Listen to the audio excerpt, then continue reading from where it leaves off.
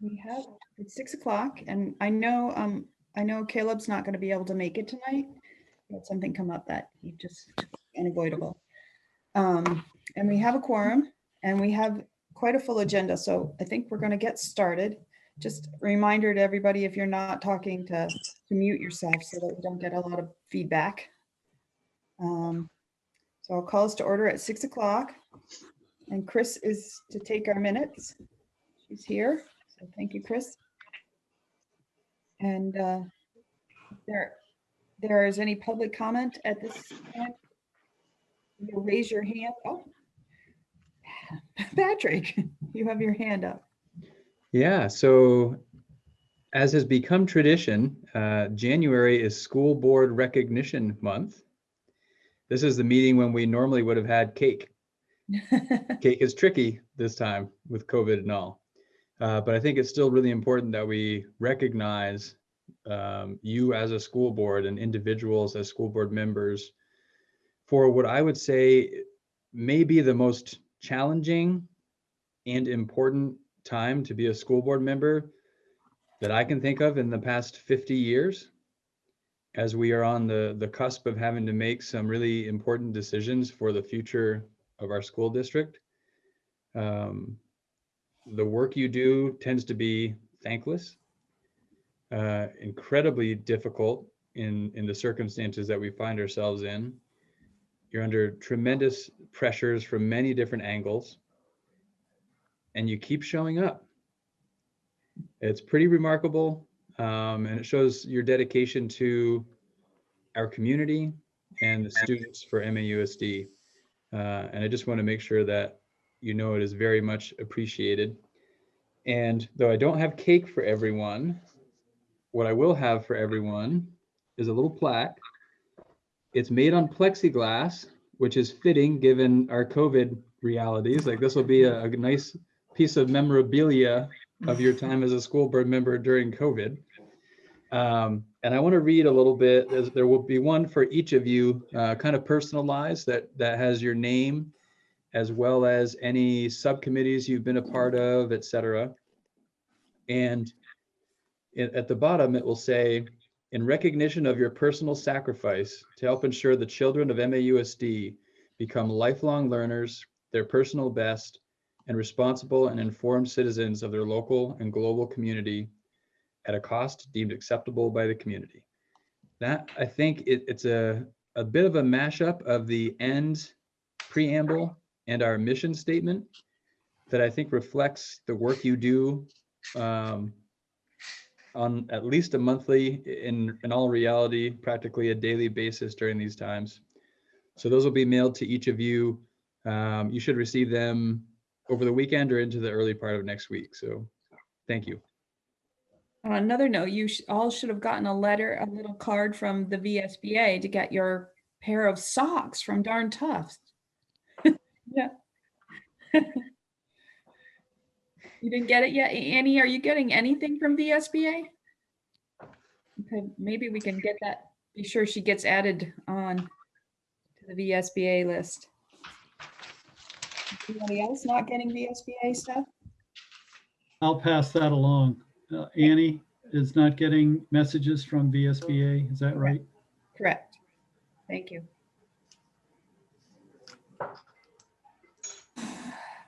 All right, is there any other public comment?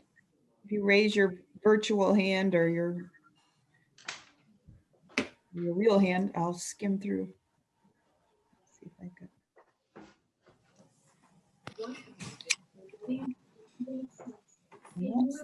I'm not seeing any virtual hands.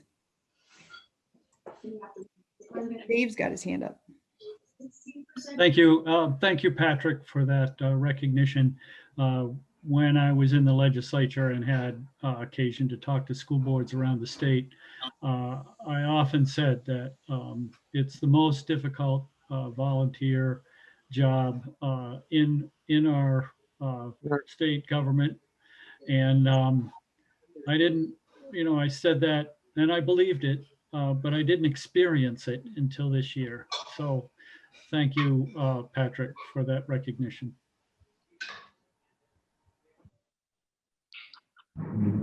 Very There's somebody with a mic open. I can't tell who it is.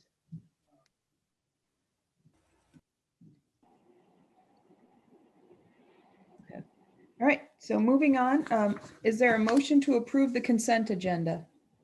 So moved, Andrew. Andrew? Is there a second?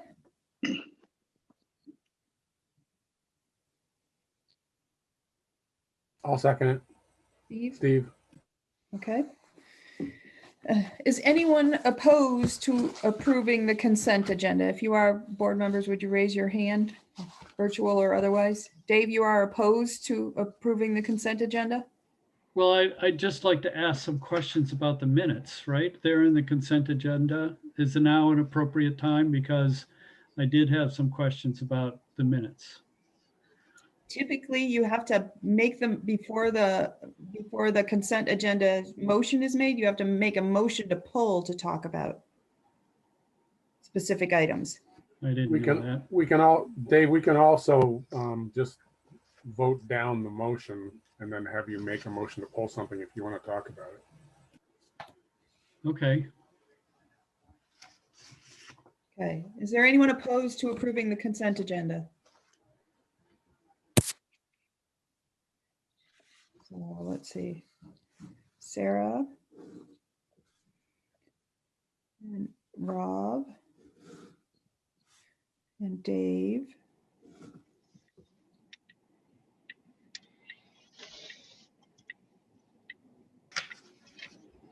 Did I miss any board members who are opposed? Steve, I got Dave, Sarah, and Sarah, and Rob. and Three of you. Steve. It's Steve. So does opposed just mean that that would give an opportunity for somebody to talk about it more? And if we approve, then we can't talk about it more? Is that Correct. okay? So I'd be interested in hearing it. So I'm opposed. As am I. Krista. Is that Krista? Yes. So sorry, I think Liz just said this, but if Dave had just made a motion to pull something, we wouldn't be doing this. But Correct, since he didn't, got it. Okay. correct. So I'm opposed, so we can talk about it. So we have 6 who are opposed. I'll do the same thing. It's fine. Okay, all right. So that motion canceled. So Dave, your motion is to My pull. motion would be to pull the minutes. I think the other things, I don't have a problem with the other things. Okay, Well, I do have I have a question about the director's policy, but that's just that it would have been nice to have it highlighted like it was in the minutes, what the changes were. so your comment on the minutes? My comments on the minutes. So let's see if I can pull them up here. Don, are we supposed to pull the minutes and approve the rest of the agenda and then talk about the minutes? No, we can talk about it because maybe they just go back in with the corrections and then we can move the whole thing as once. All right. So I'm searching for the things that I highlighted. One of them I remember off the top of my head was my suggestion for realigning middle and high school would be to send 7, 8, and 9 to Virgins and 10, 11, and 12 to Mount Abe. I haven't found, I tried to highlight it in. Okay, go. I can't. So I'm talking about the minutes of January 20th. Okay,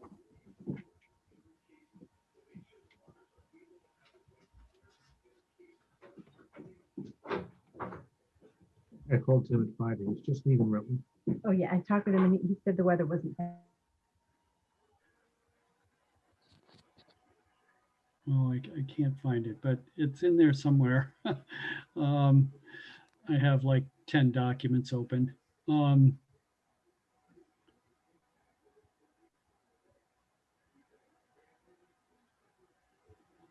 So elsewhere, in the minutes of 120, at the 6:05 time frame, discussing the results of the survey, it said that the response rate was 23%. And I believe that statement was made. But when I did the math, I could not figure out where 23% came from. 23% of 1655, which is all of the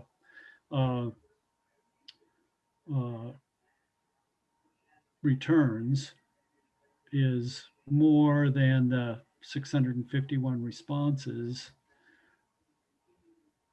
But that was electronic. So how do you calculate the percent responses from electronics when that goes out into the internet? And there are thousands of those, as well as the 6,500 that were mailed. I just didn't understand where the percentages came from.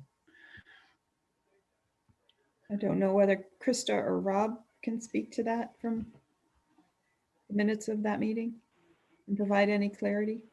Sure. So that is a good point, Dave. We did the percent response rate based on those mailed. And those mailed and those emailed to students, because we knew how many students received it based on the numbers of students at Mount Abe. But that is where we got the 23%. But you're right, we don't really know beyond that how many people had access to the link. So it's based on the registered voters and residents as given to us by town clerks, plus Mount Abe students that responded. Okay, thank you. Mhm. Then later in that same paragraph, it says the question of reducing staff and programming was close to a 50-50 split. That sentence doesn't make any sense to me. Is it saying 50% we're reducing staff and 50% we're reducing programming? Is that what is the statement supposed to, is that how I interpret that statement? Is this a question about the survey? Sorry, can you tell me Yes. where we are, Dave? So we're in the The in the minutes of the- 6:05 time frame of the minutes. Yep. Okay. So let's see. Question of reducing staff and programming is close to a 50-50 split. I'm assuming that that's referring to the percent of respondents that supported versus those that did not support the scenario of reducing staff and programming as a way to solve our financial crisis.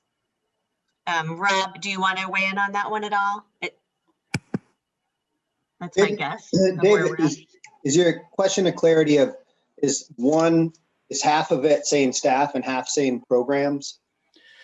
Yeah, I didn't know whether it was 50-50 split referred to a split of what? Between staff and programming, or between pro and con staff and programming, pro staff and programming and con staff and programming? Yeah, it's the latter. We didn't separate those two out in the survey. Okay, thank you. And then just below that, it says, when asked what tax increase folks would support in order to keep their town school, 49.9% supported 0 to 5, which is the usual year-to-year increase in the budget anyway. So the zero, if I remember correctly, the 0 to 5% referred to over a 5-year period. So it should read supported 0 to 5%, which is far below the 5-year increase, nor 5-year usual increase in the budget.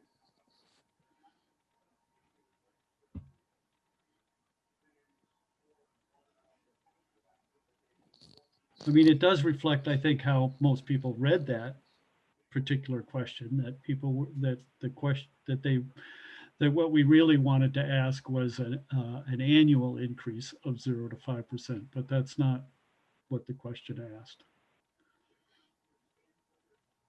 I'm okay with that change. I don't know what procedurally we do, Don. Rob, you and I presented on this, and I understand the clarification.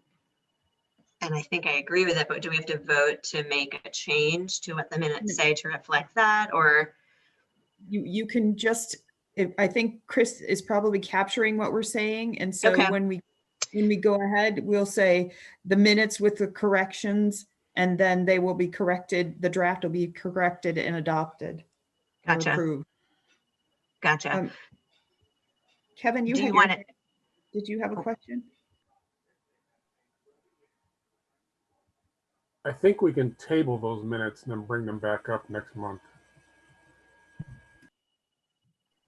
Yeah, I mean, that was the other thing I was wondering about, because I think we're getting into the meat of the survey, and I think, we haven't had a chance to discuss it at length after folks have had some time to chew on it.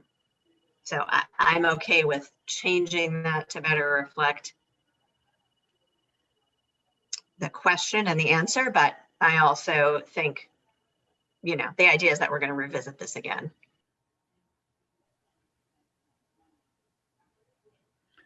So I have another question further down on the next page, the 6:50 time frame.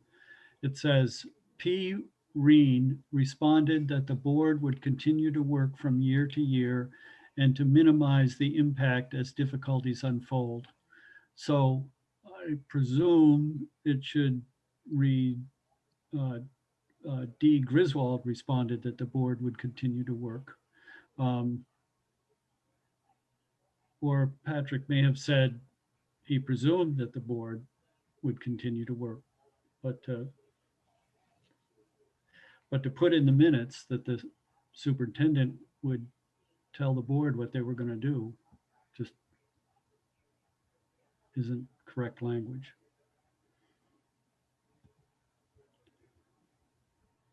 My So it sounds recollection like of that it was around the question of what's the backup plan, what's in the event that we don't have some other longer range plan to enact. And my recollection was that my response was that we would need to sort of respond year to year in the absence of a longer range plan. So the we is really the collective we. I think that's me working with the school board to understand the implications and work to adjust accordingly as the financial situation unfolds year over year. That sounds likely. Then that's the way the language should reflect. Well, it also says that P. Reed responded that the board would continue to work from year to year. So it's not really saying that Patrick would be telling the board. I think his response was that that's his expectation is that the board would continue to work from year to year. And it should have the word expectation in there. So we can always listen to the video, watch the video and hear it again, and then make the corrections. We can table the minutes. I don't know if Dave, you want to go back and listen to the video again and see if you can capture your recommendation for the changes. No, these are my observations. You can do what you want with them.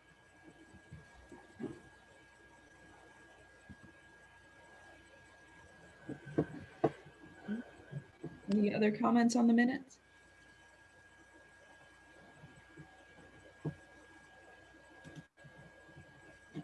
And then Dave, did you say you had a question about the director's policy? Yeah, geez.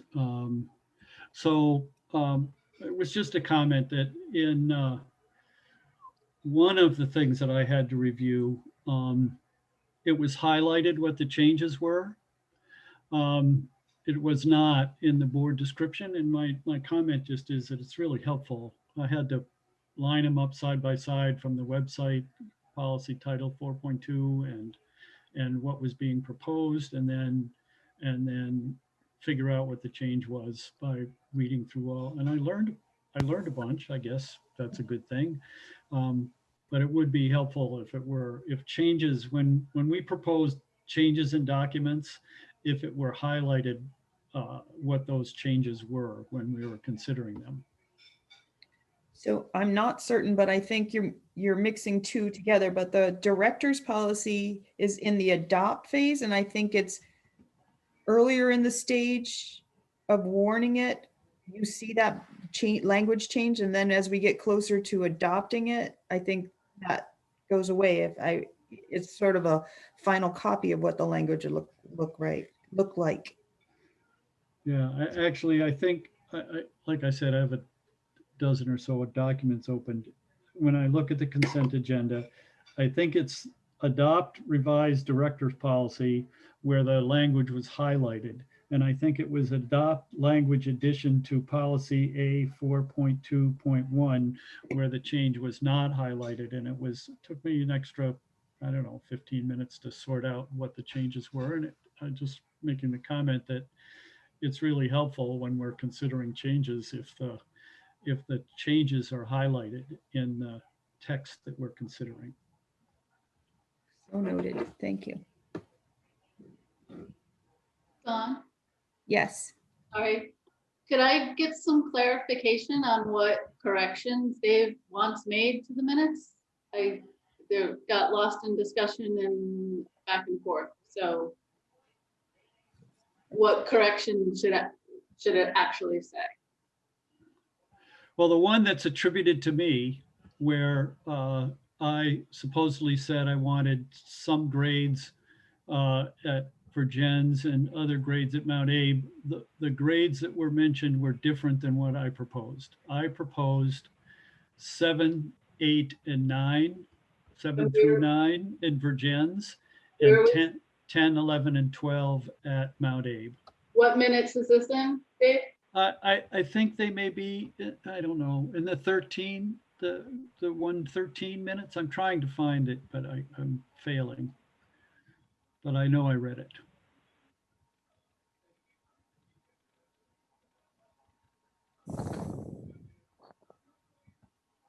All right.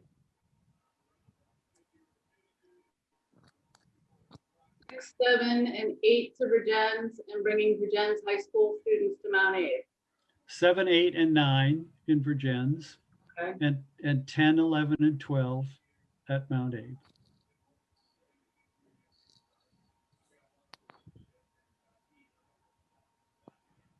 Okay. And I'll keep looking. As soon as I find it, I'll let you know. It's in the 113 at the 7 o'clock hour. Thank you, Steve.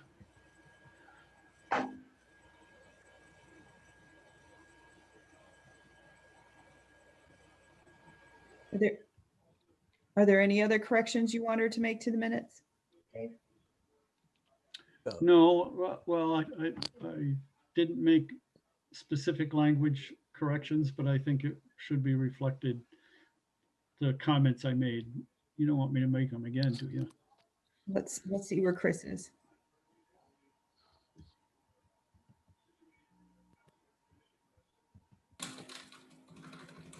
Chris, do you need any further clarification?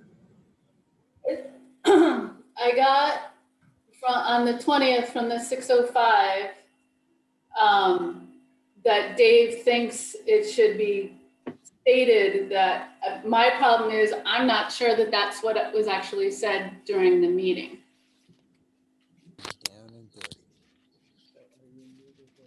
So I don't know how to handle that procedurally. I'll take direction from the board for that.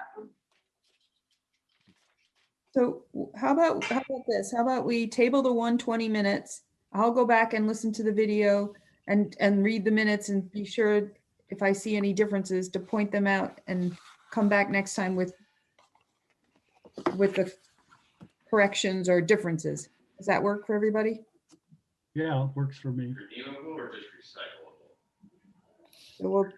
So when the consent agenda comes, we're going to remind that we're going to table the 120 minutes for further clarification, and everything else is good to go. And make the changes on the 113 where Right. I was quoted. I think she's captured those. So we'll do corrections 113, table the 120, the 1222 will go ahead and approve along with the rest of the consent agenda, and well, 1222, 113 will be approved, and the rest the 120 we'll deal with next time. Great. Make sense? Dave, did you want the word expectation after that Patrick Green statement? Yes. Did you catch that, Chris? Chris? That's from the 20th. That's Yeah. on the 113 in the 7 o'clock, I believe, at the same location as the other suggestion. I think it's in the 120. Yeah, I think it's in the 120 is what I wrote. So I'll wait for Dawn's clarification on that. Okay, is that agreeable to everyone? Yep. Okay, all right. So now back to the consent agenda. All right. Approving the minutes for 12/22 and 113 with corrections. And the 121 minutes, the 120/21 minutes will be tabled for clarification. The pay orders to adopt the revised director's policy and adopt the language addition to policy A4.2.1. So, is there a motion to approve the consent agenda? And you have So a moved. letter E, Don, as well. Oh, sorry. E, accept the resignation of Kay McKim. Sorry. Is there So a motion? moved. Andrew. Andrew? Second, Sarah McLean. Okay. All right. Is there anyone opposed to the approving the consent agenda with all those factors factored in? Okay. So all in favor, please say, give me an eye, I guess. Aye. Aye. Aye. Okay. All right.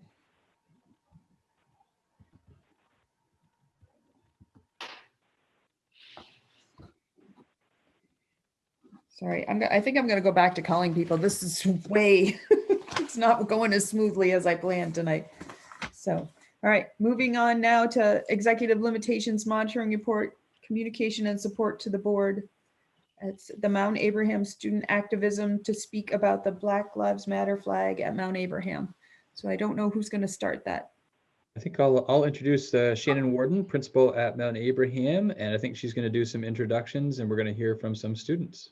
So take it away, Shannon. Great, thank you. Thank you for having us on your agenda. I know that you are very busy. So I'm here just to support our Mount Abraham Student Activism Group. They have a presentation put together for you. I'm really proud of this organization that operates out of Mount Abe.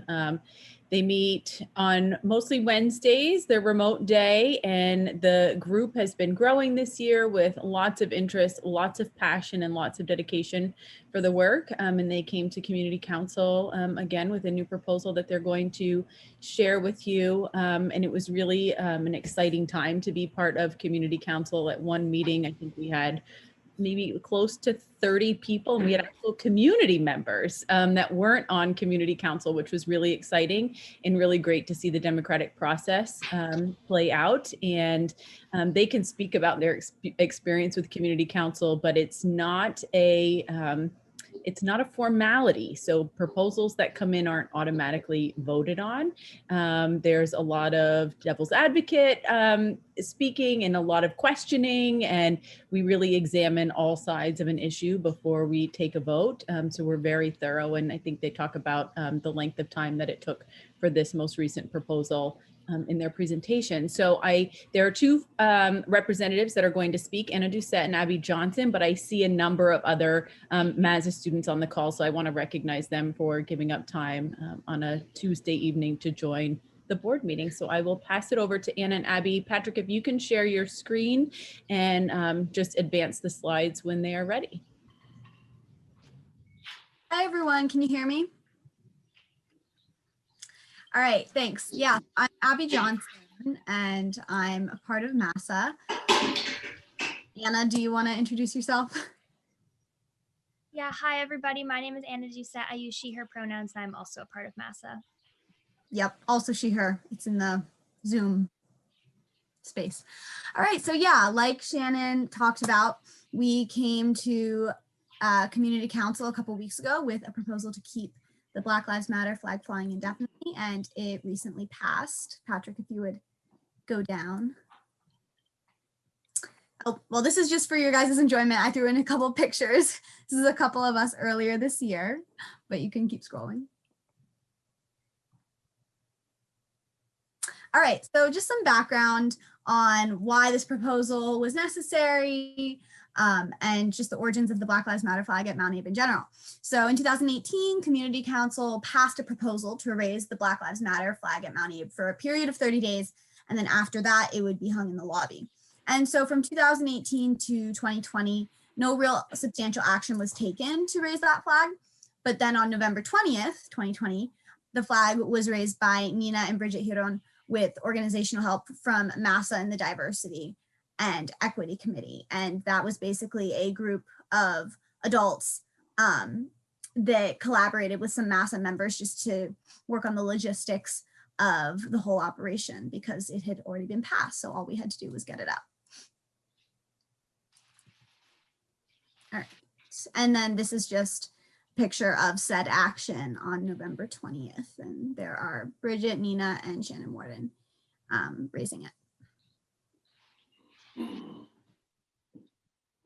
All right, so following the flag being raised for the initial 30 days, MASA began to feel as though it was important to keep the flag up indefinitely.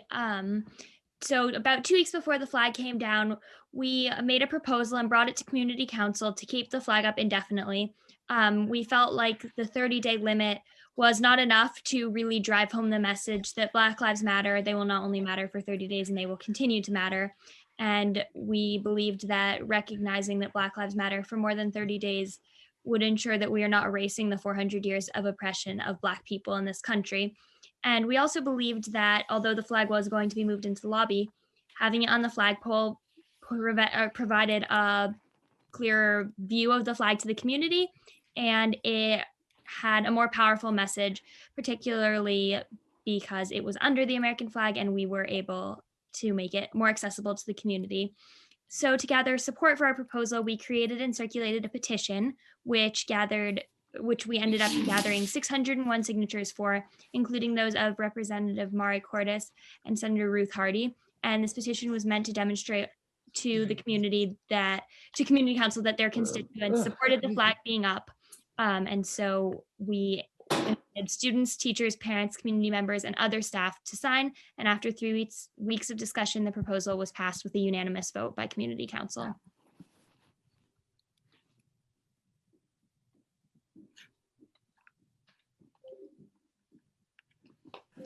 All right, so some of you may be wondering, what do we do now, now that we have a flag to be raised indefinitely for the rest of the foreseeable future? So we're working to get it back up, and by that I mean MASA, and the Diversity and Equity. Mobilize the National Guard. FEMA, what's going on? Hey, Don, I think you can mute everyone, yourself or whomever's the host of the meeting can do that. 80% of our people have been vaccinated. We are not leaving any on the shelf. Thank you. Thanks. All right, let's see. Thank you, Patrick. All right, so first and foremost, in terms of the physical logistics, we're working on ordering a new flag, one that's more durable and can sustain the wind damage that it will no likely endure. And then we're also putting together educational anti-racist resources with the help from the Diversity and Equity Committee, which Anna will explain further on. And of course, we are in the first draft stages of our press release, which will go out to the greater 5-town community. And once all those things are put together, it'll be raised again by Mount Abe community members. The specific logistics aren't completely finalized, but we're thinking something similar along the lines of what happened, but maybe with a few tweaks.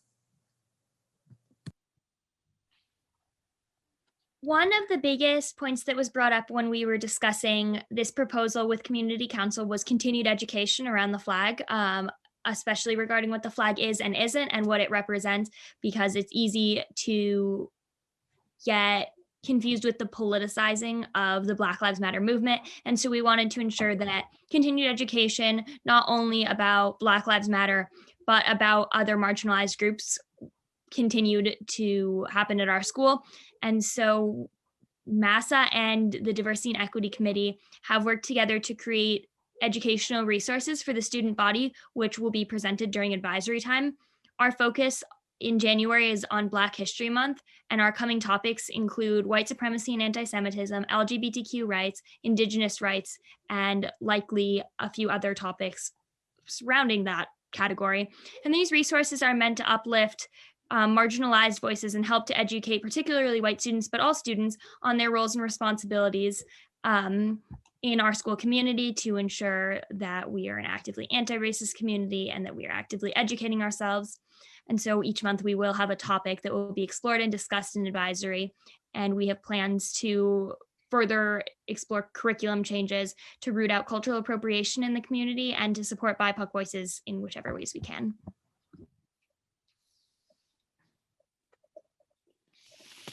In conclusion, so we hope that this board will continue to support MASA's efforts, and we look forward to continued communication with you all, and we welcome any questions, suggestions, and ideas of how MASA can be of better use to Mount Abe as a whole. And there's us.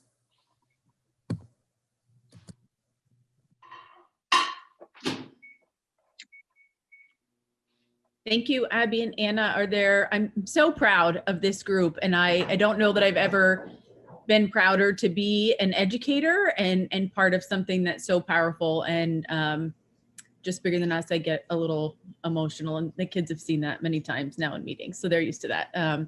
It's just really, it's incredible. So if you have questions or comments for them, feel free, they're ready. I have a question. Hi, you guys. I'm Sarah. Great presentation, Abby and Anna.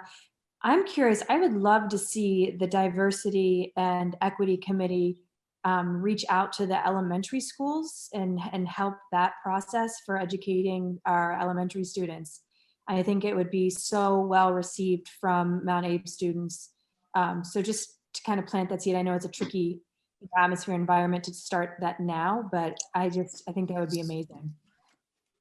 Absolutely. That's been something that has kind of been in discussion, and we're hoping that once we can get it started at Mount Abe, we can kind of spread out to the elementary schools. And like you said, I mean, with COVID, it's definitely more challenging. But yeah, thank you for bringing that up. And that's definitely something we're hoping to move forward with.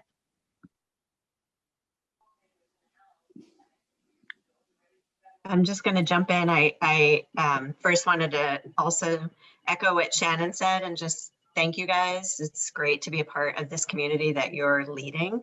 And I really think you guys are leading us in this work. You know, you're sort of native to this in a way that we are not. And so I'm just really grateful for the opportunity to hear from you. I did wonder if there was any conversation about while you're waiting for a more durable flag to put back up the one you had before. I feel a sense of absence not having it there. And I just wondered if that was a conversation at all that you'd had.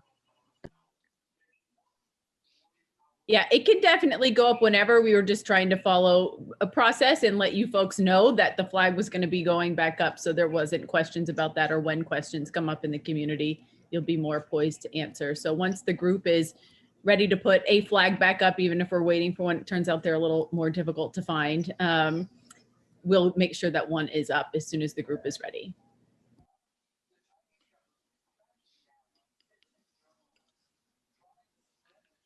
Rob? Yeah, thank you, MASA and the student reps for sharing and all your work and your activism. And I would just continue to encourage you to, you know, it's one thing to fly a flag or put a sticker on a computer or a water bottle, and a whole other thing to actually put it into action. And so hearing about, you know, these discussions and your advisories, looking at where you could implement more anti-racist or curriculum, not only at the 9-12 level, but I'd say all the way down, like Sarah said, would be huge. And then I guess one question I do have is I did read the article that was in the Addison Independent a while back regarding this, and I believe that Shannon at one point mentioned that there were students that either stopped coming to school because of this issue, or maybe COVID also. But I believe it was around the idea that some students just stopped coming to school because the flag was raised. Has MASA or the community council reached out to those students to engage in more of a conversation? If you have, I'd love to hear how that went. And if you haven't, have you guys considered that? It would be an incredible example if you have, for, I guess, all the adults in the room, if you will, not only on the school board, but big picture too. How do you engage with folks that may have different opinions than you? Yeah, I'm sure Shannon will address this, but MASA and regular students like us, we weren't, their identities weren't disclosed. So I guess other than just reaching out to the larger student body to try to do that general education, there wasn't a more individualized approach on our end. Yeah, it's a tricky balance where student privacy laws come into place when kids choose to or their families choose to not send them to school or to have them not participate in the advisory in the circles and the process. I think one of the things that we talked about in community council and as a faculty is that this is the work right now, the anti-racism and kind of breaking down the inequalities and the inequities that are in schools. That is the work. I've not received a leadership magazine or publication and I don't know how many months where there isn't, where if it's not on the front page, there's not a substantial article that this is the work for public schools across the country. And it's not just in advisory. As the girls talked about, that there are going to be changes within our curriculum as well to be more inclusive and aware. So we've really been using a more universal approach with kids, and there are the process of the advisory circles where kids are asked to be present in the circle, but they can pass. They don't have to participate, but they can listen. And I do know that some of the kids that opted out for a while, they came back, and we still have circles. That work still goes on, maybe just not as intensive as it was before the flag was flown for the first time. And some of those kids paid closer attention. So it's this balance of how much do you push or how much do you just kind of keep exposing and just have it be a really iterative process so that everybody can access it when they're ready. And that is part of the journey when you are on a journey to become anti-racist and to learn more about it and to be more self-aware. Your journey, your pace is very different than everybody else's, and you can't push your personal beliefs and agenda on anybody else. People have to be ready and willing. So we continue to expose, we continue to have the resources and to teach kids the skills to have the conversation when they don't agree with something. And if they have a different viewpoint, how do you have that conversation respectfully? It's okay for you to have a different viewpoint, but how do you do it in a respectful way where you can have that discourse and walk away and still be friends and still be classmates and not have it kind of just blow up and become a big thing, I guess is what I'm trying to say. So it's hard work. It's difficult. Those are hard conversations with students and families. And that's part of it. And we know that we just have to keep plugging away and coming back around to it and coming back around to it. And slowly but surely we'll get there.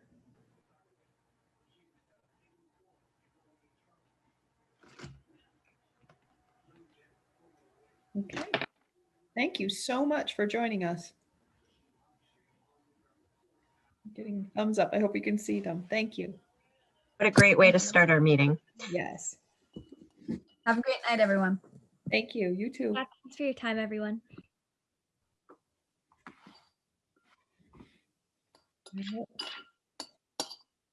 Our next item is another communication and support to the board. Beeman as central office. Patrick? Yeah, just so the conversation obviously has come up a couple of times about moving central office, and Beeman has been identified as a site where that might happen. So I just wanted to keep the board informed that we're starting to look at that more closely now to see what it would take and the upfitting and all that that process, which of course takes quite some time to really launch and get in depth in.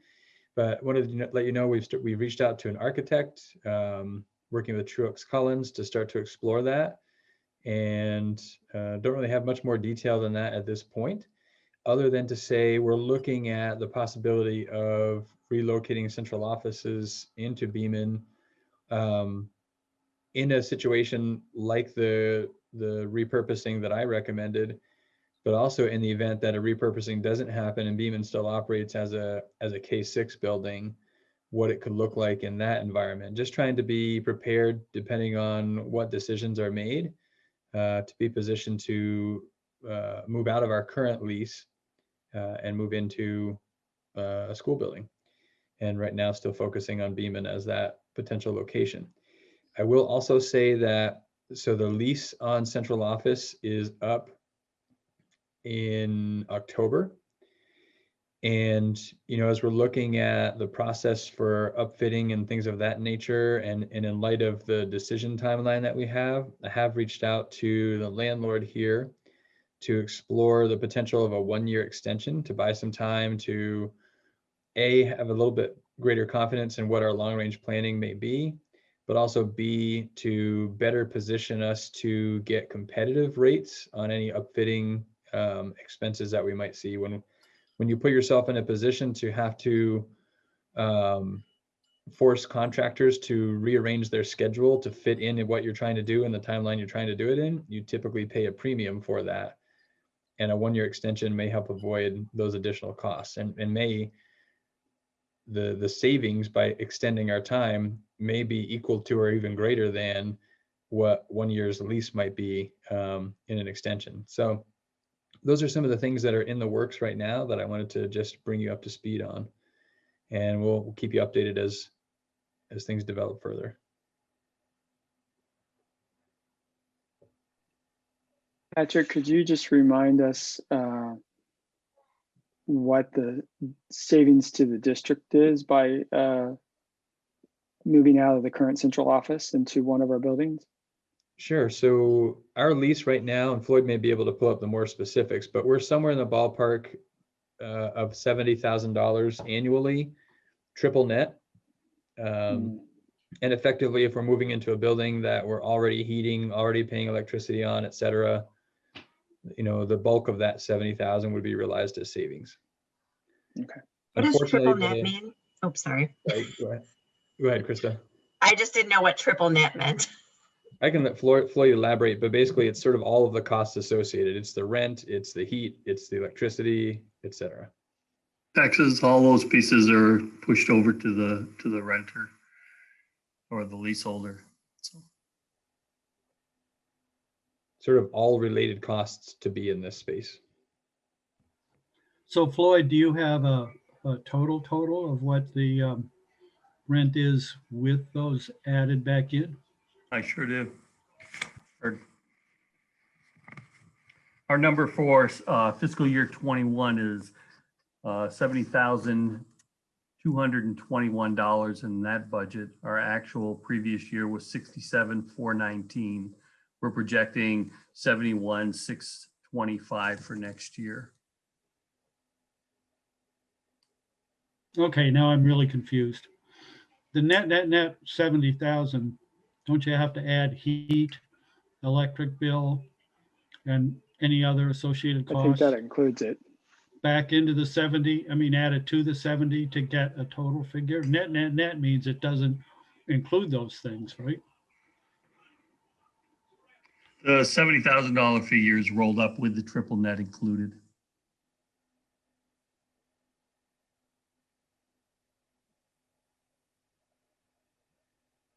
Rob?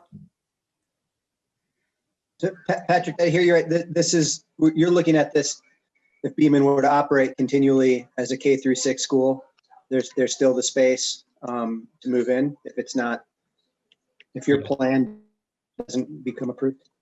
Yep. Yeah, that's the thinking right now with the number of classrooms at Beaman, which aren't projected to need to increase given enrollment projections, et cetera. If central office space occupied one of the 3 floors at Beaman, that leaves 2 floors still for classroom purposes, et cetera. And again, we're looking at it even more closely in that scenario, but the early projection is that yes, there'd be sufficient space. In fact, the square footage of a single floor at Beaman is considerably more than the square footage we occupy currently in our central office location. So So yeah, we're feeling pretty confident that the square footage works. And a lot of what we're trying to work through is what's the flow of the building like, giving priority to the academic components to the flow, making sure that the flow of the kids' day is priority number one.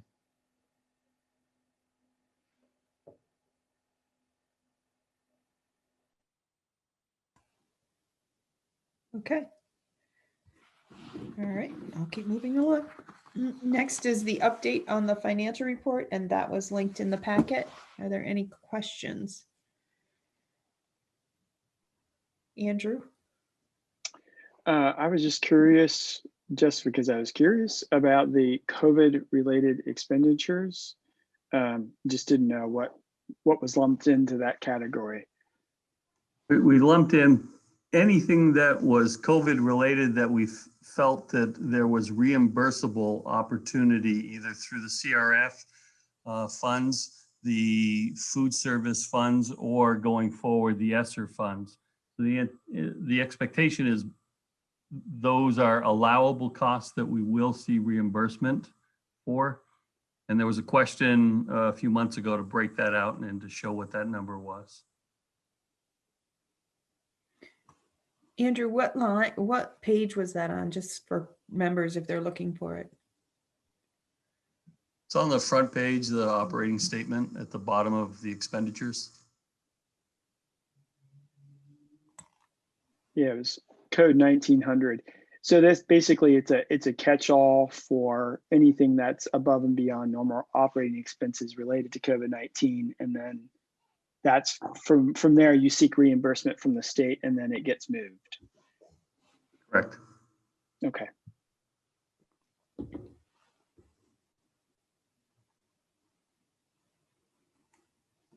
Okay, any other questions?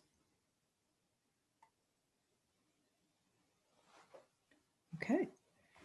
Okay, well, the next is an update on the final budget presentation.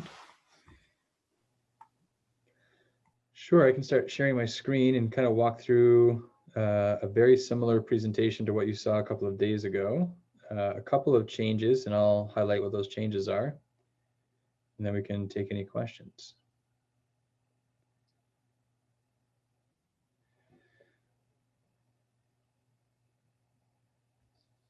Okay, so same assumptions behind the figures you saw the other day. We were really holding out in the hopes that we would get a new equalized pupil figure today. That did not happen. So the last documented equalized pupil figure we received shows us having 7.98 fewer.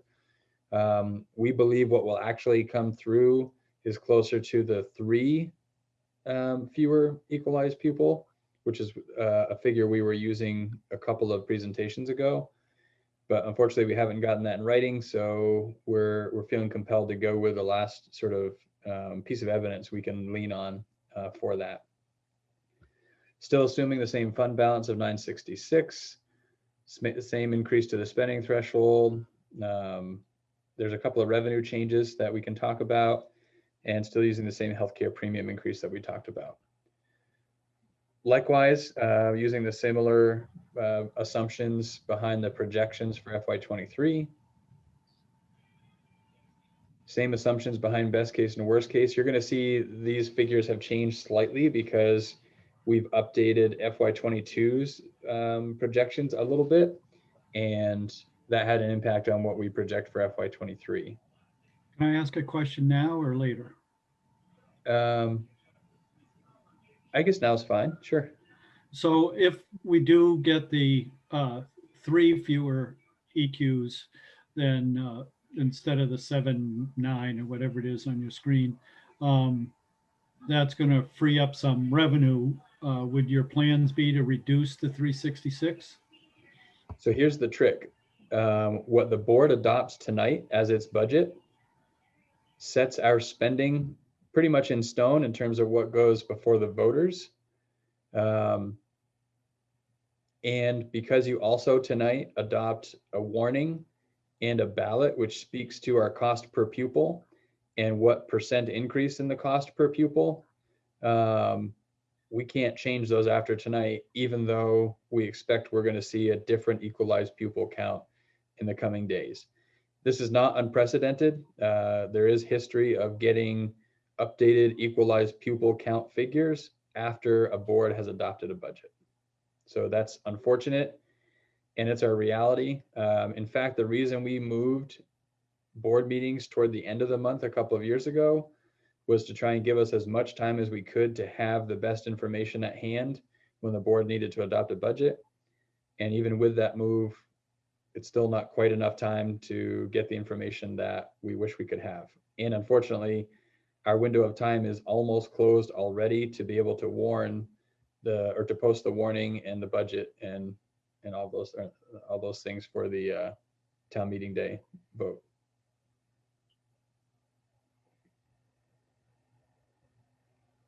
We'll talk momentarily about a yield change as well, which is pretty significant, that we can speak to. But again, yield pretty consistently year over year moves after a board has adopted a budget, and actually moves after a community has voted in support of a budget. Thank you. Continuing on. The recommendation really is still to put as much of the fund balance into a capital reserve fund as possible, making sure that we're staying somewhere in that 50,000 under the spending threshold. Reason still is because we have some significant facilities needs that we're anticipating. And perhaps equally important, if not more so, the less fund balance we apply to FY22 to offset taxes, the better position we are to make some use of fund balance in FY23 to help mitigate some of the challenges that we expect. There's been some question about whether the fund balance should go into the capital reserve or the education reserve. There are pros and cons to the two. I think we could talk about that. But I think as much as this board would be comfortable placing into one of our reserve accounts, the better position we are for FY23. And so when we look at the figures here, so there's a slight uptick in the overall expenses for FY22. The expenses are, there was an increase in expenses of 38,000, and that's a move to bring in our spring musical. So both our spring and fall musicals have in the past operated somewhat independent of Mount Abe as a school. We think the spring and the fall musicals bring tremendous value to our community, and they really belong under the umbrella of MAUSD and not separate. So we want to reflect the expenses associated with those events. And there's also a subsequent increase in revenue of 38,000 to offset dollar for dollar the added expense. So the ticket sales, et cetera, cover a lot of those costs. So there's an increase in expense, and there's a dollar for dollar increase in the revenue as well. So the net effect is zero. There is another correction. This came up in our last meeting. We corrected the sort of default 2% increase on the long-term debt to reflect the actual projected long-term debt. And that had a benefit for us to reducing the spending by about $5,000. So the net, which you see in the education spending, is actually about $5,000 less than what you had seen before. And when we take $5,000 less in education spending and divide that amongst the same number of equalized pupils, our cost per equalized pupil goes down a little bit. In this case, it goes down by $3.69 from what you saw on Thursday. So what was about $45,000 under the spending threshold on Thursday now is about $53,000 under the spending threshold. So we're well within the recommendation in terms of dollars under the spending threshold. And I can pause there to take any questions that you might have. And again, as I mentioned before, FY23 is adjusted slightly as well because it's based on what was our previous FY22 projections. Patrick, could you explain the two numbers in the FY22 and the FY23 columns, the bottom box? You have plus 33.47, and then you have a plus 33 in parentheses, which usually means a minus. So I don't know if you could explain those two, I'd appreciate it. Yeah, I'd be happy to. So what that's showing is this 18,752.59 is $33.47 greater than what our cost per equalized pupil was in this current year in FY21. This figure represents how many total dollars our budget is over or under, in this case, under that spending threshold. Thank you. Andrew had his hand up. It was a few slides back, Patrick, but I guess this is as good a place as any to ask. So one of the things I am gathering from the community is that some people feel like the cost of healthcare is sort of a huge factor in this conversation we're having. So the annual budget, but the repurposing or what to do with declining enrollment. So I see you're estimating 9.9%. Do you or Floyd have at your fingertips what that actually means in real dollars for the budget? I do not. I'm not sure how quickly Floyd thinks he might be able to pull that up.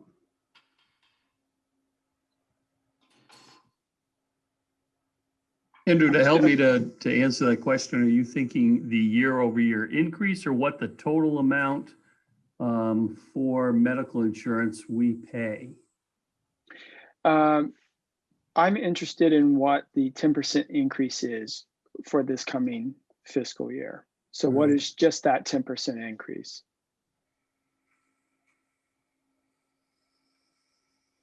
Maybe we can continue on a little bit and give Floyd a chance to drum that up, unless you have it right at your fingertips, Floyd. Not quite. Okay. Right. Floyd, while you're looking for that, this is Steve. Once you have that number, I'd be curious what that represents.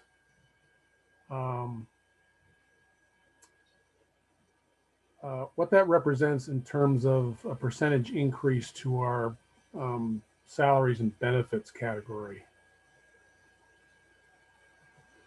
So Steve, would that question be if we applied, let's say that 10% equals 300,000. If we had put 300,000 more into the salaries line, what percent does that 300,000 represent? Yeah, it's tough. I'm just trying to figure out, for instance, what number would somebody try to apply to the spending threshold locally for us to increase the spending threshold to accommodate that number that Andrew's looking for. It's tough because you got to kind of, it's a much smaller percentage of the bigger picture than it is of just the healthcare number.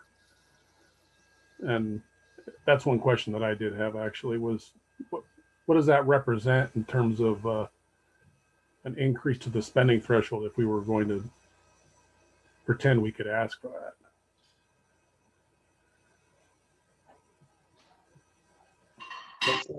Maybe when Floyd gets the figure, we can work from there to answer Andrew's and then your follow-up, Steve, if that works. I think. And I'm not expecting that answer tonight, actually. That's just okay. And then Rob has his hand up. Yeah, Floyd, if you don't expect the answer tonight either, but for me, it'd help to see, like, again, back to health insurance, what that looks like, our spending per equalized pupil. So of that 18K, I don't have the number in front of me right now, how much of that is actually going towards, healthcare and associated expenditures? Thank you very much.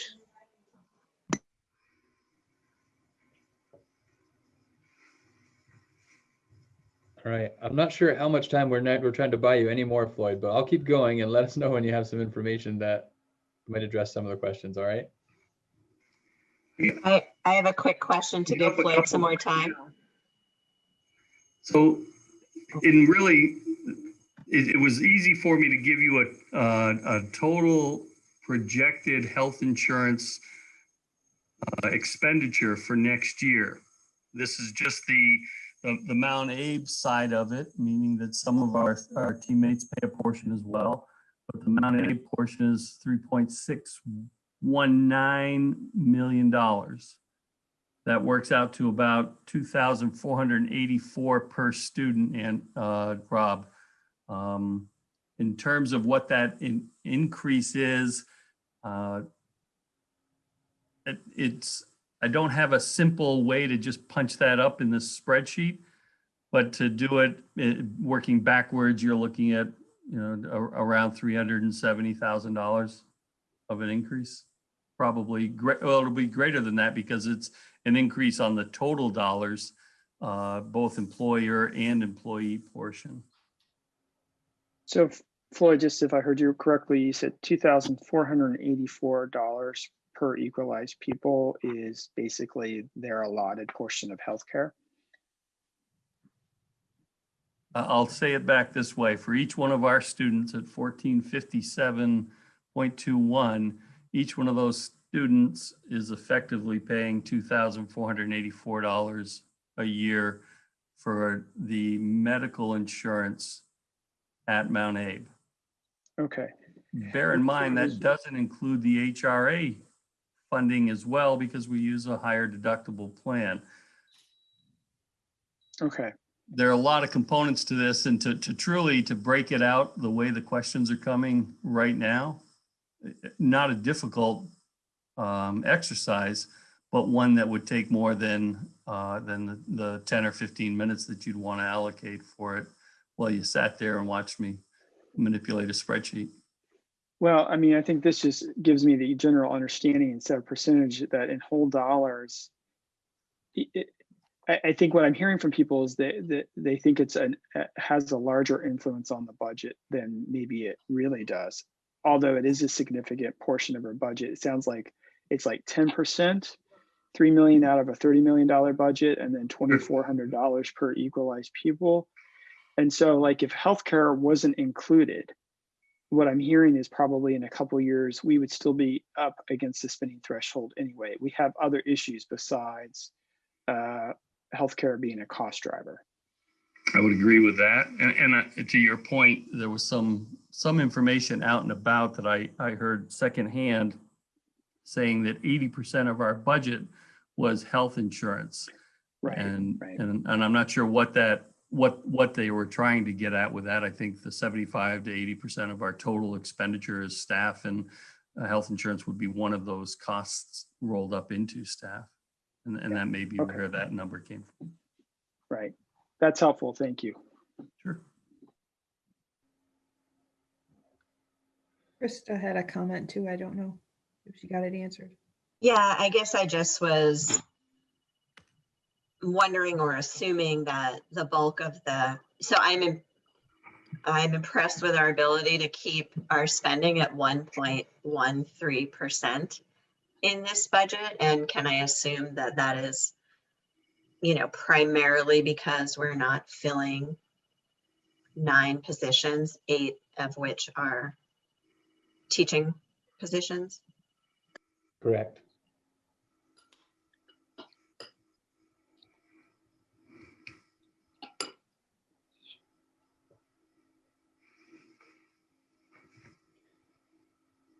Ready for more slides? Can I just say one thing? I just wanted to, we got some extra people in the meeting to remind people that we no longer negotiate healthcare. That's done at the state level. And if that gets taken out of school taxes, it will go to taxes somewhere else. So I just wanted to, it would be good, but we have no control over that now at all. So just wanted to put that out there. Thank you.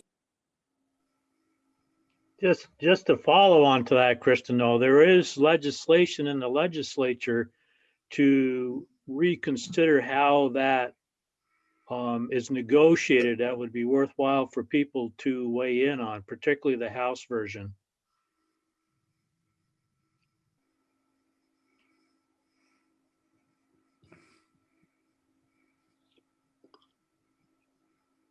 All right, Patrick, I think you can try and go again. All right.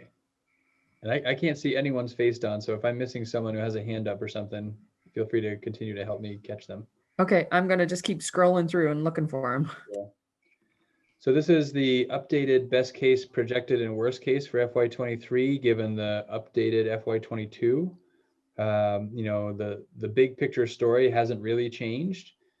You know, we're under now, you know, close under $250,000 in a best case scenario, still approaching 4 million in a worst case, and still just over 2 million in the projected for FY23 in terms of being over the spending threshold. So slight adjustments, but no real change to the story for FY23. And here's another look at the budget development over time. That brings us to where we are today, with those figures showing us under the spending threshold by a little over 53,000. In terms of what that does to folks who pay taxes based on income, and again, this is using the most available median income for Addison County. You can see here, and we'll still talk, it's coming in a couple of slides. We'll talk about some new information that was released today about potential change to the yield, which is quite significant. And that's not reflected here. Then this looks similar to what you saw last time, using the updated CLAs. And here's what it kind of boils down to on a dollar impact per 100,000 of assessed value for the 1/3 of folks who pay property taxes based on their property's value.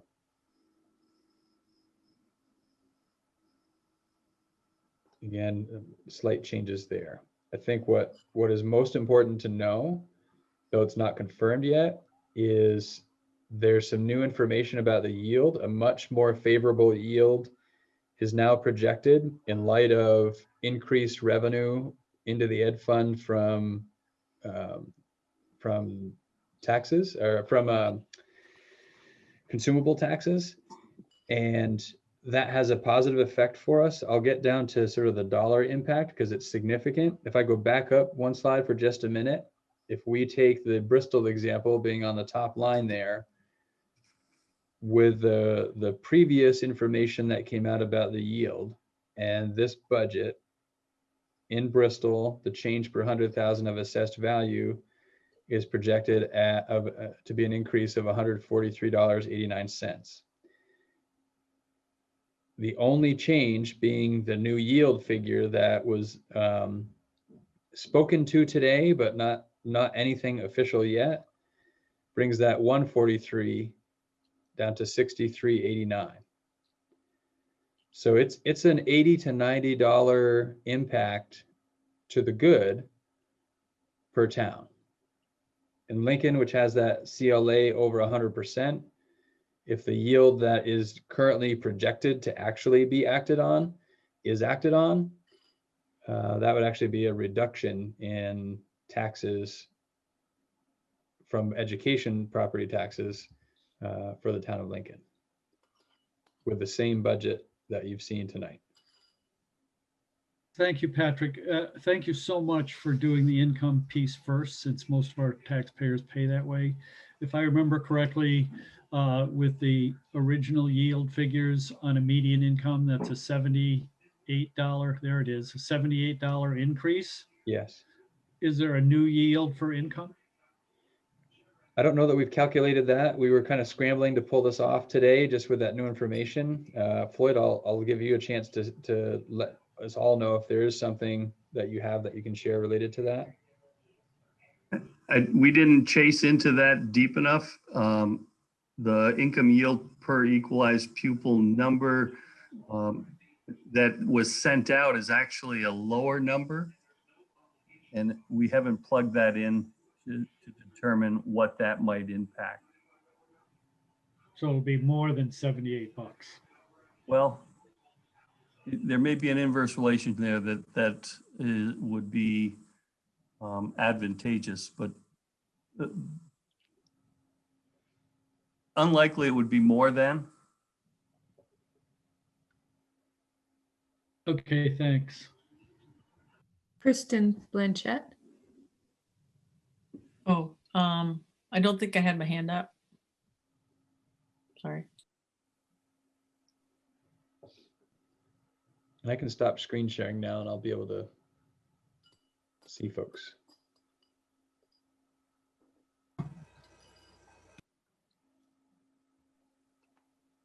I was just going to say that for those folks new to the board, that I think this is probably the easiest budget we've had to look at since unification in the new board, because I think we've gone out with some much bigger numbers before and a lot of staffing cuts to real people, not just positions. So this feels good, at least for once, in light of other conversations, that the budget is fairly straightforward.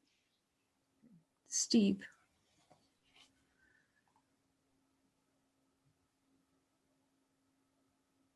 You're muted. Steve, you're still muted. Patrick, I just wanted to touch base on the 2 emails that we bounced around today. The option to put the reserve money into the education reserve versus the capital reserve, just in that we would be able to, as a board, move it to skip 22 and apply it to 23. And that would soften the blow in 23. It would potentially make 24 a little harder to chew. But at that point, we could maybe lump that money in with maybe some other savings we could identify to get to that magic 2.5 number that you're showing right now as a deficit for 23, and buy ourselves a year to kind of see where a lot of these moving targets are going for our long-term planning.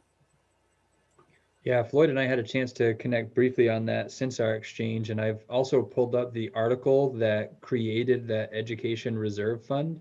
Yeah. Because the language of the article can become pretty critical in knowing what you can and can't do with those funds. So again, so the current recommendation, and there are pros and cons to going either way. So I'm not strongly opposed to an alternative here, but the current recommendation is to still put the reserve, the education reserve that we have into the capital reserve fund in light of the significant need for some big ticket items, namely the roof at Mount Abe and the main electrical feed at Mount Abe.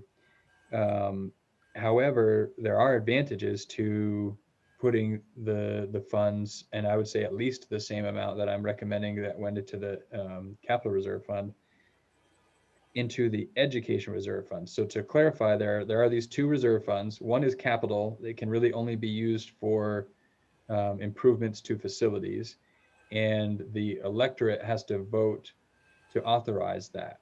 Usually how that has gone is there's a special meeting to talk about the project that needs to get done. The electorate in attendance votes from the floor to approve or not approve the spending of that money for that particular project or projects. The other fund is an education reserve fund, and I'll read to you the article that was approved that created this fund and put some money in it, because I think it's informational in terms of what authority the board has with this and what ways it can be spent. So the article read, shall the legal voters of the Mount Abraham Unified School District authorize the school board of directors to establish an education reserve fund to be initially funded with $250,000 of the district's audited fund balance existing on June 30, 2019. That $250,000 is the current balance in that fund. So that's the amount that's there now. The audited fund balance as of June 30, 2019 was $750,705, with the school directors having the discretion to allocate such funds to anticipated/unanticipated expenditures, such as maintenance, student needs, or general budgetary expenditures. So I believe that that article gives a great deal of latitude to the board in determining how to spend these funds that are in the Education Reserve Fund. It is clear that it can't be used for capital expenses. So the capital fund can only be used for capital expenses and can't be used for other expenses. The Ed Reserve Fund can be used for other expenses, but can't be used for capital. That's the piece that gets a little bit tricky to navigate given potentially competing needs from facilities and programming.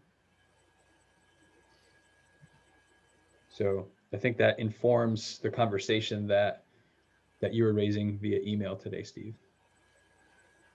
Yeah, so the thought would be that we would take that $600,000 added to that reserve fund. We'd have now, you know, 850 in that pocket. And if we have a $2.5 million shortfall showing up in 23, that maybe with, you know, one of Dave's suggestions to combine students or some other things that you might find to save money, or potentially putting the roof on hold if it looks like it can live another year or two, or if the electrical, you know, it's been this bad this long and it lasts another year.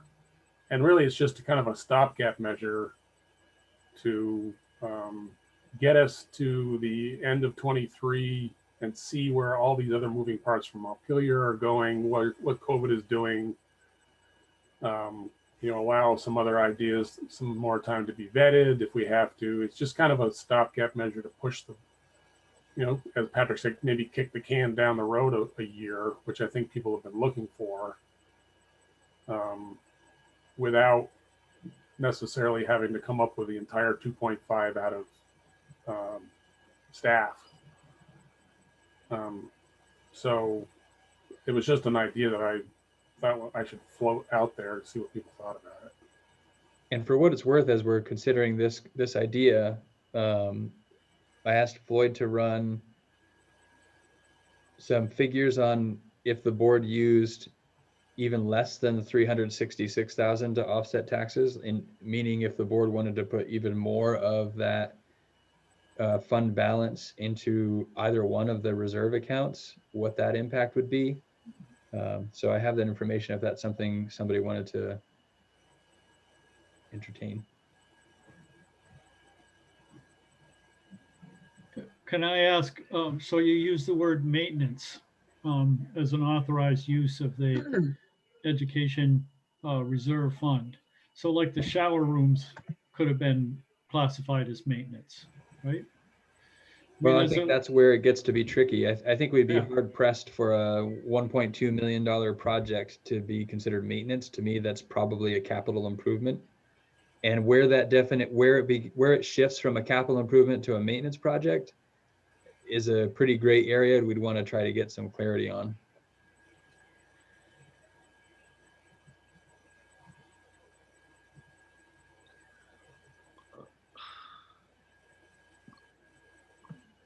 So if we were to go ahead and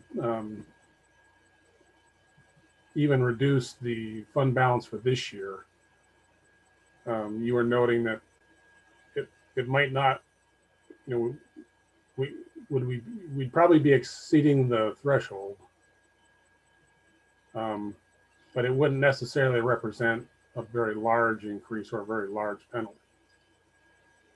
Yeah, so what that would be, if we go to the sort of extreme, if the board applied $0 from the projected fund balance to offset taxes, we would be over the spending threshold by $313,000.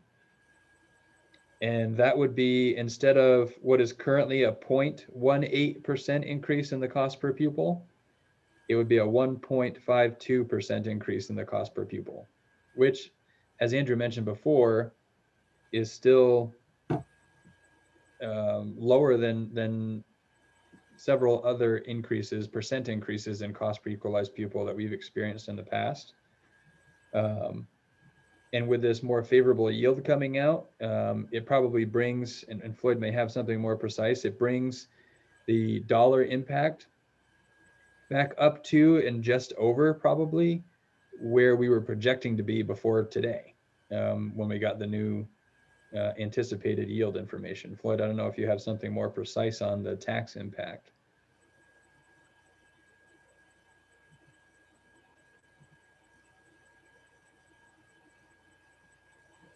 You're muted if you're.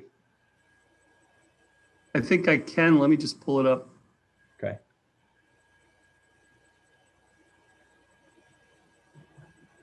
So there, I guess the short answer there is there is an opportunity to still have what could be considered a reasonable budget to put forward and not apply any fund balance.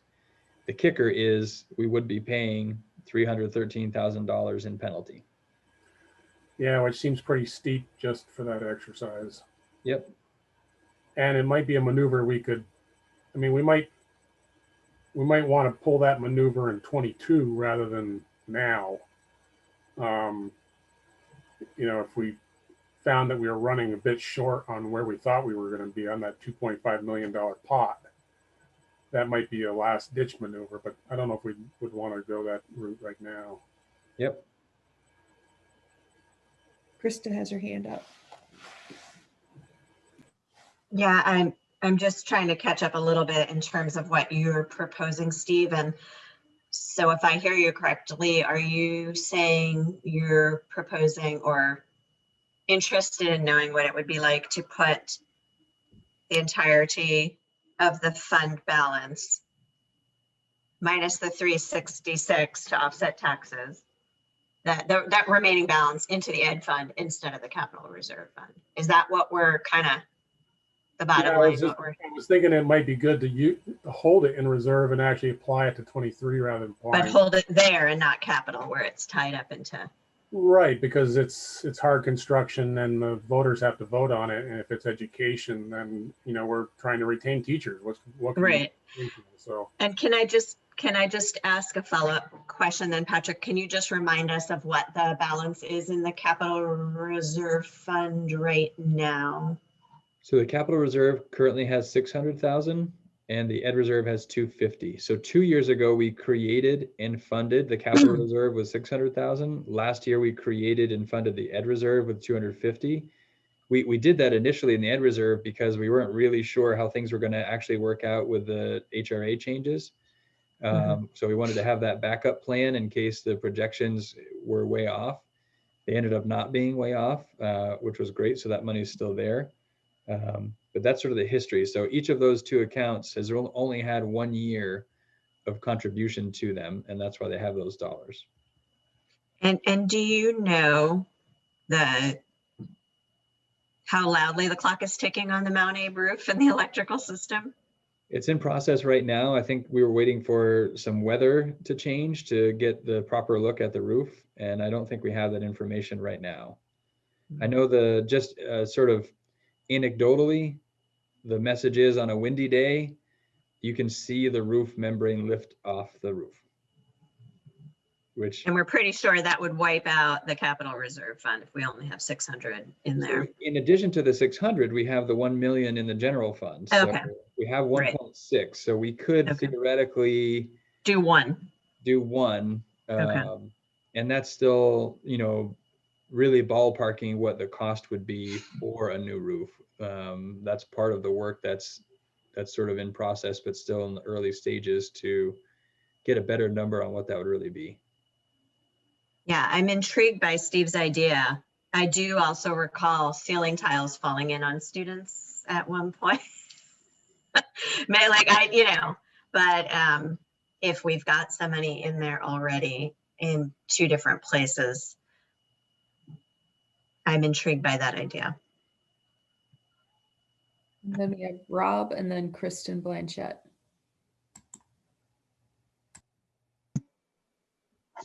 And Patrick, how sure are you, like, is our equalized pupil count?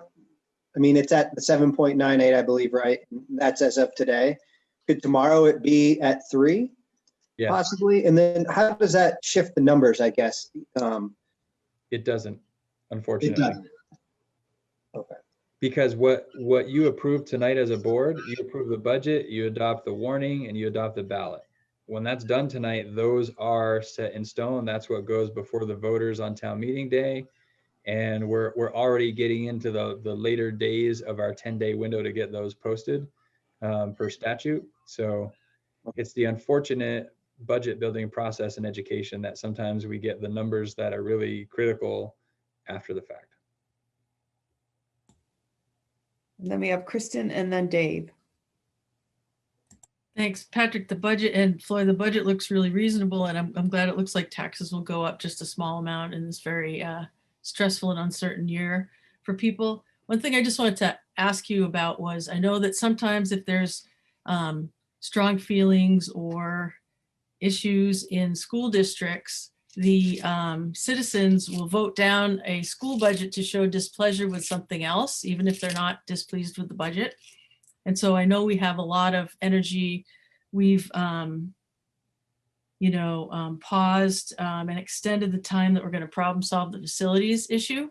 But my question is, what negative effects would the community voting down this budget have on students? It's hard to know for sure exactly what that would be.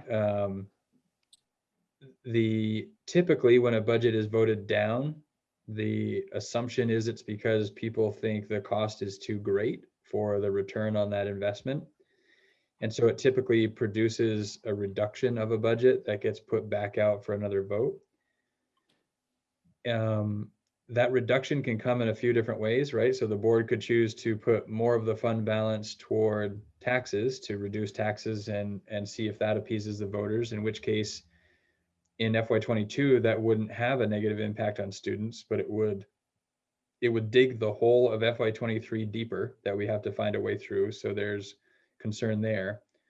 Or we have to go back to find whatever amount of money the board thinks we need to find to satisfy the voters.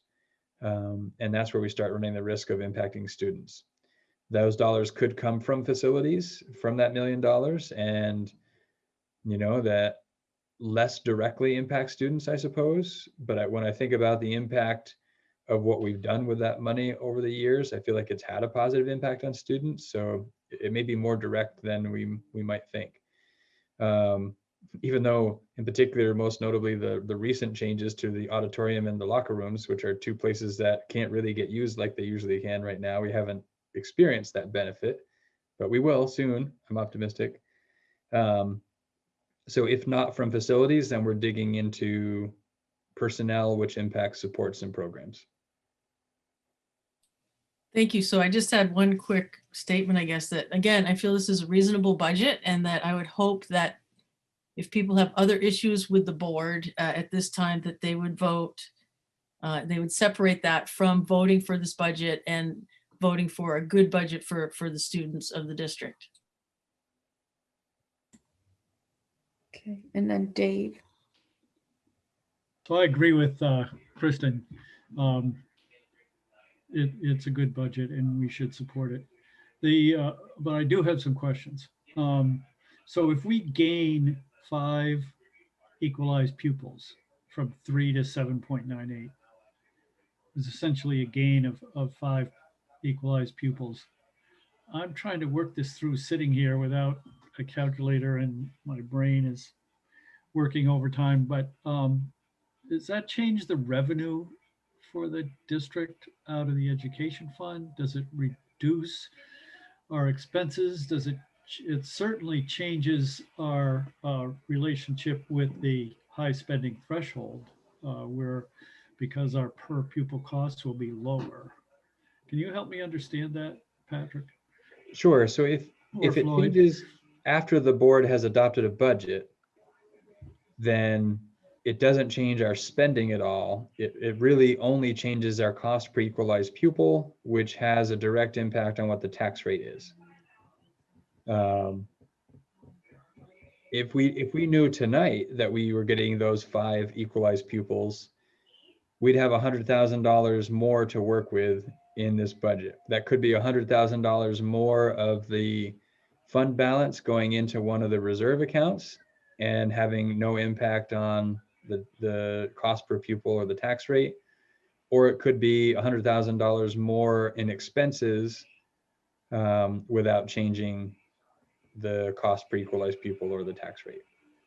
So that's the difference. If we knew, and again, we may legitimately find out tomorrow that we have these additional equalized pupils that gives us $100,000 more to work with. Unfortunately, I think literally the window to get everything warned and posted and everything in time is this week. So we're effectively out of time to make these decisions and get everything in place for a budget vote on town meeting day. So it would change the tax rate, however, different from what you just showed us? I think it would, yeah. So everything that we show in terms of tax rates and even I think if we read so the sentence that speaks to the budget says it is estimated that this budget amount, if approved, will result in education spending of X per equalized pupil, which is X higher than spending for the current year. So it's clear that it's an estimate and that those figures can change when they're actually calculating the tax rate. So yes, I think it is true that more equalized pupils after you adopt this budget would have a positive impact on the tax rate. And it would be different from what people see on the ballot. And What would not be different, and this is the important piece, what effectively you as a board are voting to adopt tonight is a total dollar spending. What voters vote on at the polls is a total dollar spending, period. And that doesn't change. So that 31, whatever the figure was, that becomes static tonight once you've adopted it, assuming you do. Into next year, like that is the figure we have to work with for spending. The other figures are still at play. Thank you. And Krista, is your hand up from before, or do you have a new question? No, sorry, I'll put it down.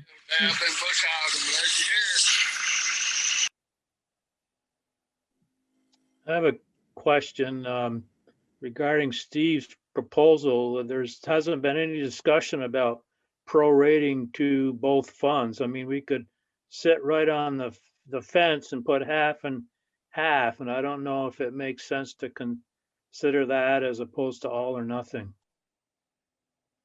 Yep, that's certainly on the table. It's a little tough just in that, I was looking at that $2.5 million shortfall in 23 and what do we do to come up with it? So the closer you could get to it now, it would seem to be the easier it would be to find those other pots on the way.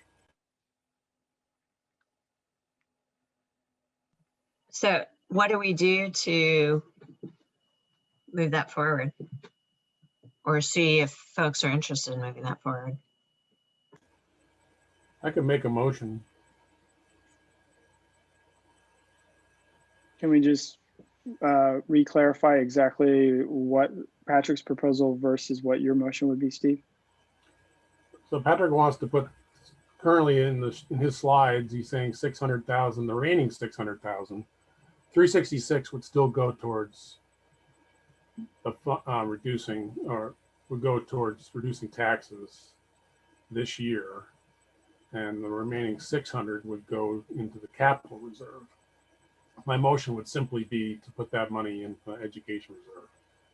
The intent for that would be that we would hang on to it and use it to offset taxes in 23.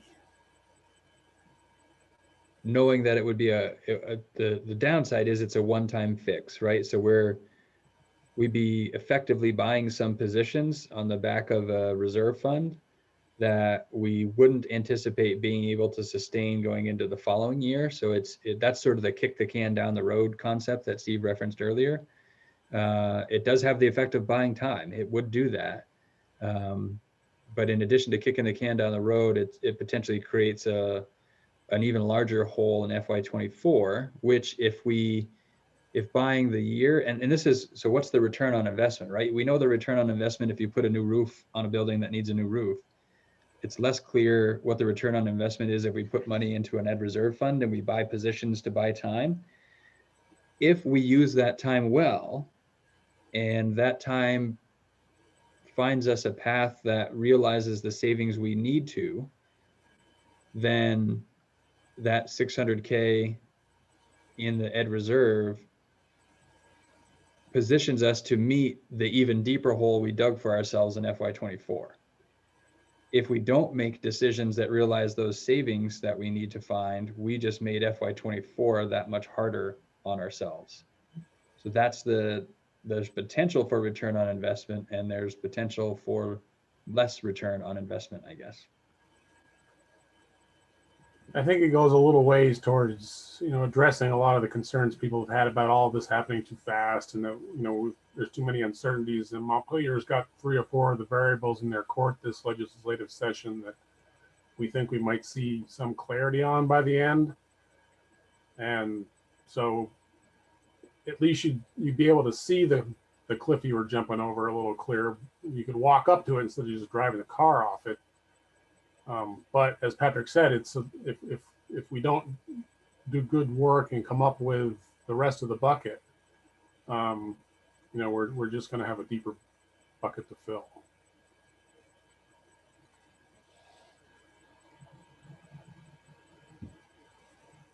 Krista, did you have another question?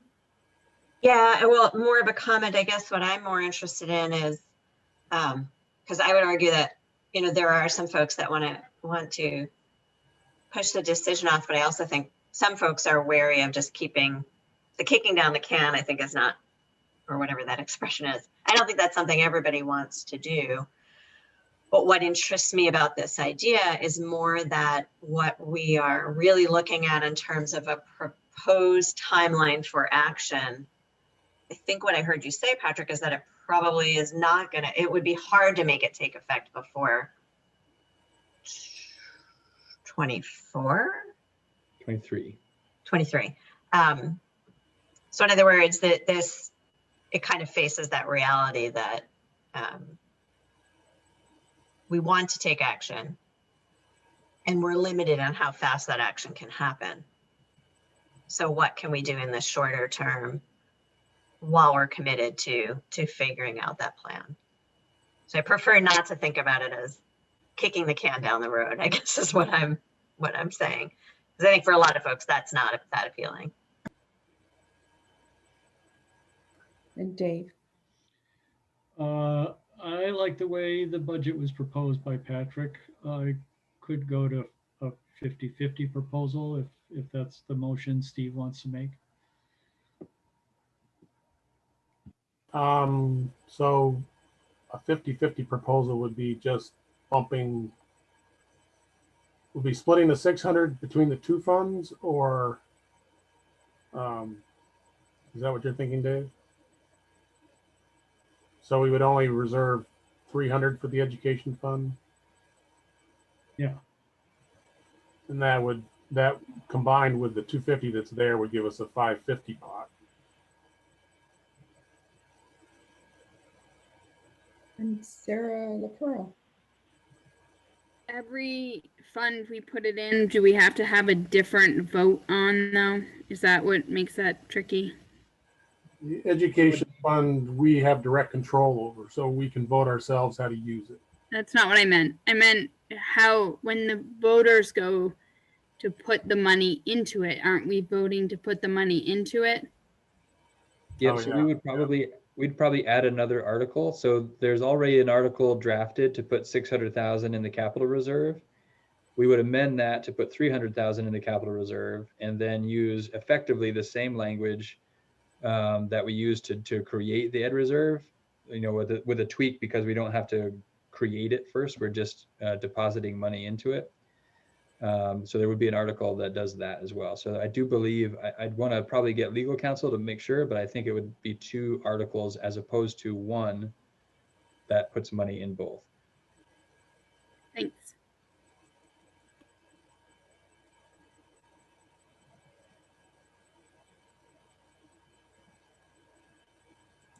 And Patrick, just for sort of yardstick sake, you're using kind of a round number of $90,000 per professional staff, benefits and salaries kind of included as an average. Yes. So, roughly for every $100,000 we put aside, that's a position. So it's not a big bang for your buck. But it's out of the 25 people you were thinking we might need to riff in 23, you know, there's a couple of folks. Yep.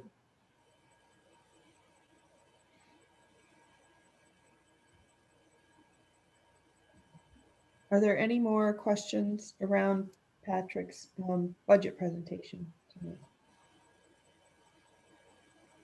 Just want to see if anybody who hasn't spoken has anything they need to ask.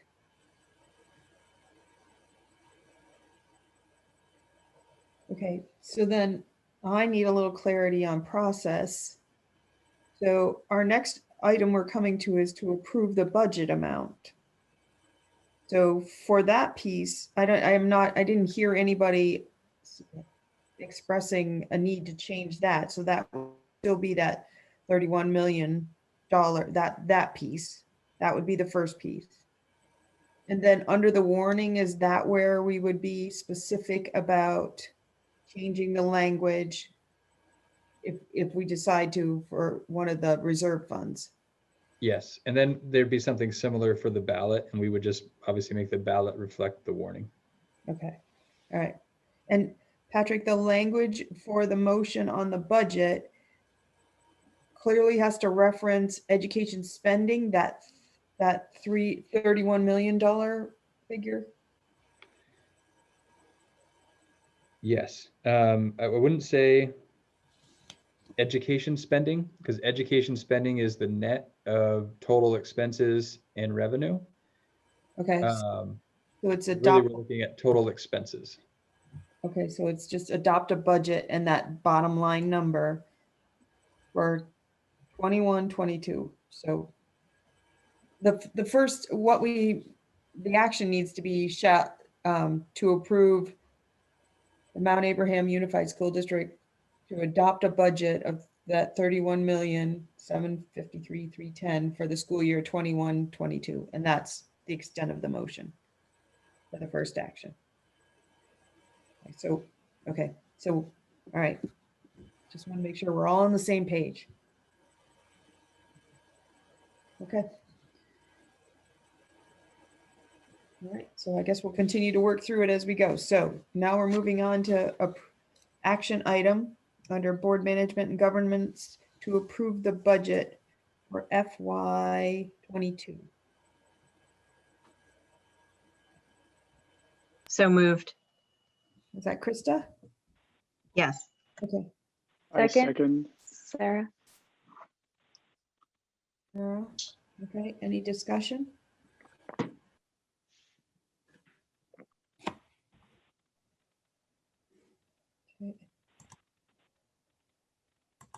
All right. So all those in favor of approving the budget for FY 22 in the amount of 31,753,310, please say aye. So I'm going to go through the list. Krista? Aye. Sarah McLean? Aye. Rob? Aye. Kristen? Aye. Dave? Aye. Kevin? Aye. Steve? Aye. Andrew? Aye. Liz? Aye. Okay. Sarah LaPearl? Aye. Okay. And Annie? Aye. All right. So that passed unanimously. Okay. All right, moving on to the next thing, to approve the warning. So the warning was sent. Did everybody get a chance to look at the warning?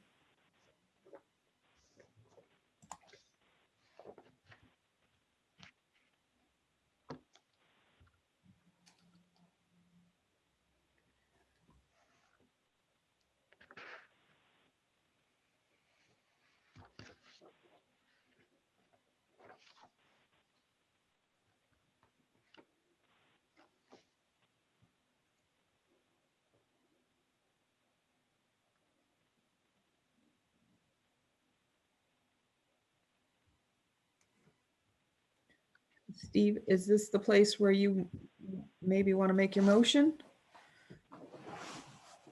Yeah, I just wanted to wait for anybody else that had any other issues with it before I brought that up. Okay. Anyone? Andrew?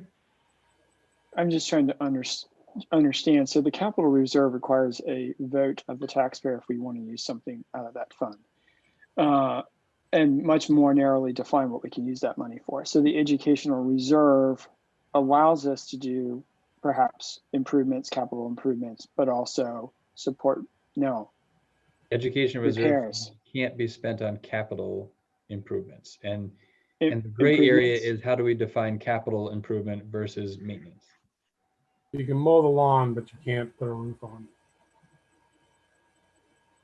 Right. And so I'm just trying to think about like the pros and cons of what Steve is saying versus like knowing that the particular, in particular Mount A with its significant infrastructure needs because of its age.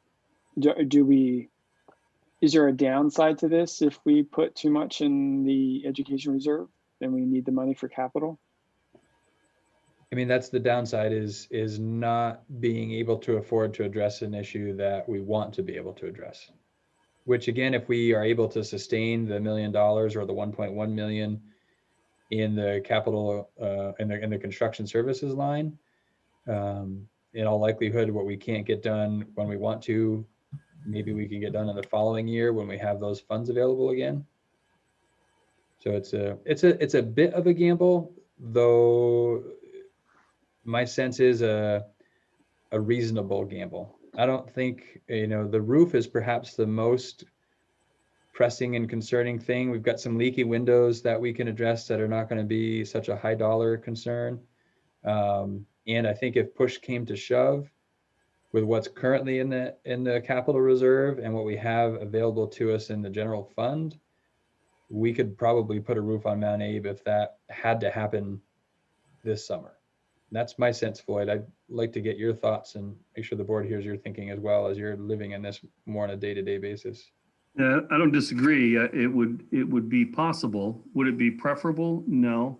And there's another facet to this that you and I have talked about, Patrick, and that is if it's under the capital reserve fund, if the capital construction bill goes through, then that spending is beneficial to us versus the spending threshold going forward. So there's a small nuance there that may be beneficial to us, to Steve's point of coming into 23 with capital money available and being able to address threshold issues then. But we also have the option to move fund balance around next year. And if we know for certain that that's going to be the case, we can actually do a bigger job of throwing money at the capital reserve next year. Correct.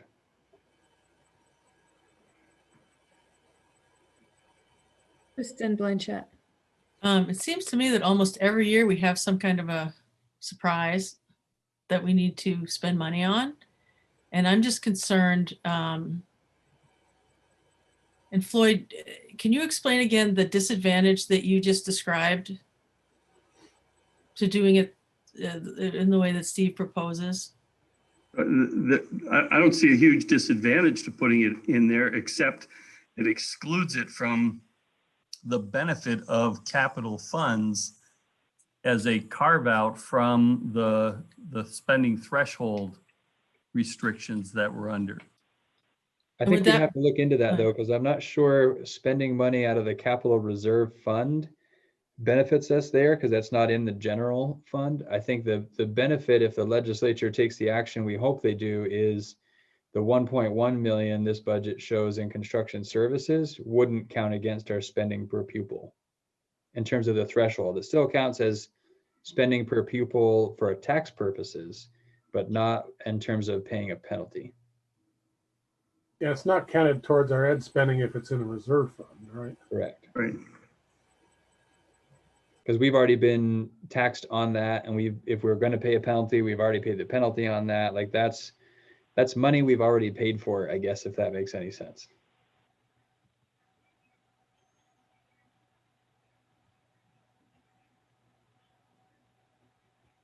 So does that mean it would be harder to stay under this threshold next year, possibly?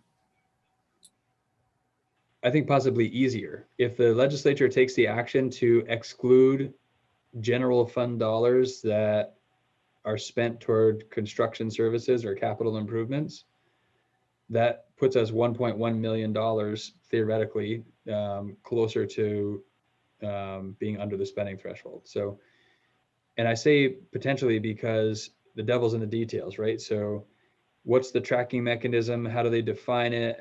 What's the accounting practice that they feel would give them confidence that we didn't just say, oh yeah, we had $7 million in our construction services line, and now we have 7 million that doesn't count against our cost per pupil. There's going to have to be some accounting for those expenditures. And I think that maybe, frankly, that's my concern. Conceptually, my sense is there'd be agreement to the idea of not counting these dollars against the spending threshold. But I think the logistics of how do you police that could be what hangs that bill up. So we would benefit that more from how it stands now or from Steve's proposal? Makes no difference. Yeah, they're kind of two different topics in a way. The reserve fund would only, the fund balance would only make it more difficult to stay under the threshold next year if we spent more than 366 to reduce taxes this year. So if we took the $366,000 number and made that larger and put less in the reserves, then it would make it harder to stay under the threshold next year because we wouldn't necessarily have that same revenue next year. But we're not really my proposal isn't to change Patrick's 366,000 to reduce taxes. It's just to reallocate what fund we put the reserve money in. So it's really just a question of whether we want to risk not having it for hard construction or whether we want to, soften the blow in 23 where we're looking at, maybe 25 RIFs and a $2.5 million shortfall. And maybe that's a good way to put it, Steve, as you were just talking. It's sort of hedging your bets. Do you risk not having it to spend on capital improvements, or do you risk not having it to mitigate what looks like a pretty challenging FY23 budget? Right. So if, the idea of a 50-50 split has some merit. I mean, yeah, that sounds a little more, because that building concerns me, particularly Mount Abe. It just feels like, as Kristen said, it's just when $500,000 or $500,000 or $1 million project, surprise. I don't know what it was when they had to replace the gym floor and the ceiling. I don't remember what happened there, but that was expensive too. Yeah, I think that was in the 300,000 range, all said and done.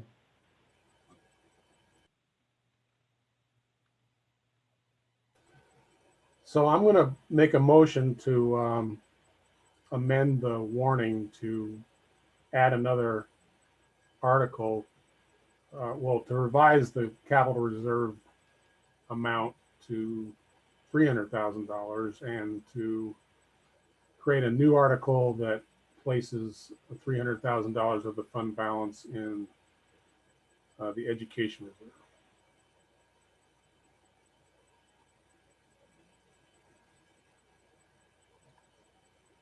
So you to revise the language on the warning and allocate $300,000 to the capital reserve fund and then create an additional article for $300,000 in the education reserve fund.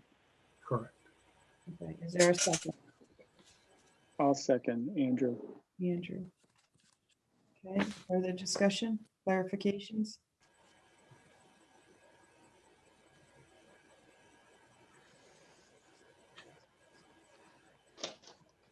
Okay. All right. So the motion is to revise the warning. Don, Kevin has a Oh, sorry. So So are we moving the warning, or are we just amending the warning? Right now, amending the warning. Okay.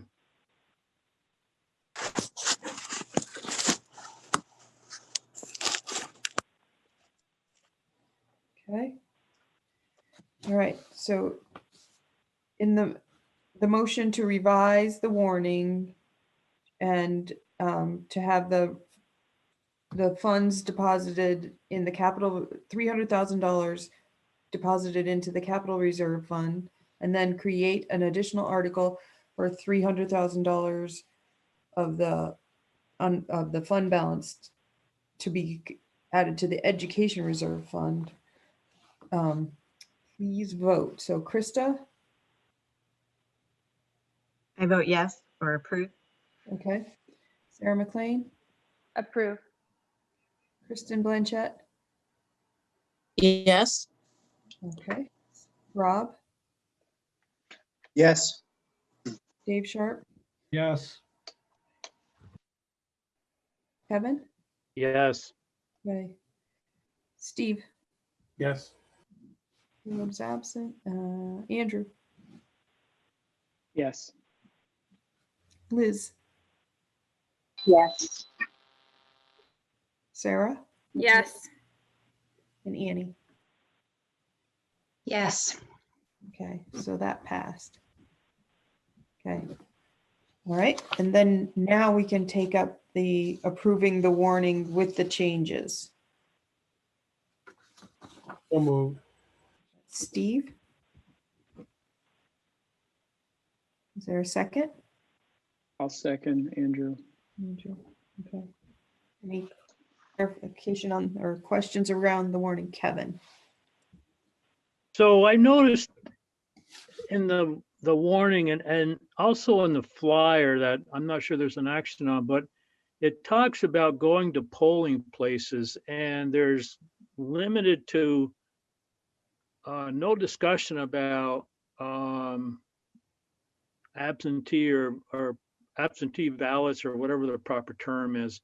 And I don't know if we are creating confusion by not having that in the verbiage or not.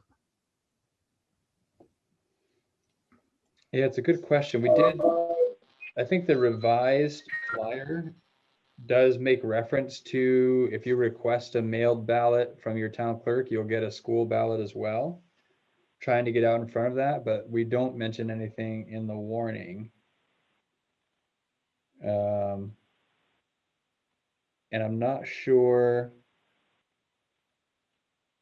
what the proper approach there would be.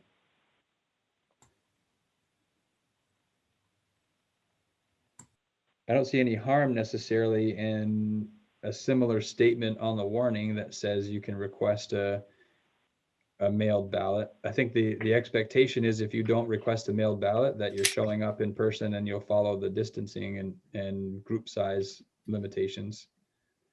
And that's, it's immaterial to me, but that's the concern, is if people all of a sudden think that the only way they can vote on the school budget is to show up in person as opposed to have it incorporated into the town's procedures for advanced ballot requests. Rob?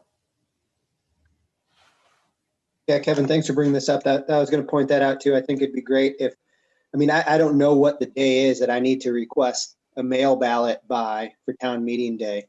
And if as a school district, if we could get ahead of that and just put it on the warning and say, you know, if you want a mail ballot, you're going to have to request it. Obviously, you request it from different people depending on what town you're in, I'd assume. But I'd assume the date would be the same across the board. Question?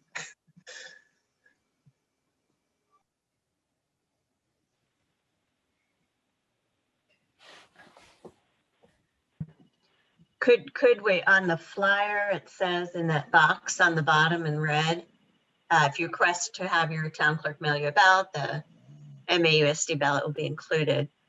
Could we edit that to make it more clear that, or maybe even in that section above that, you may vote either at these regular polling places or by mail.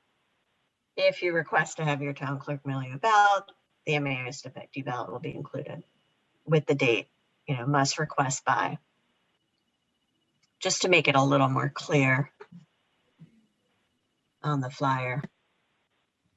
I'm amenable to amending my motion if somebody wants to state that clearly.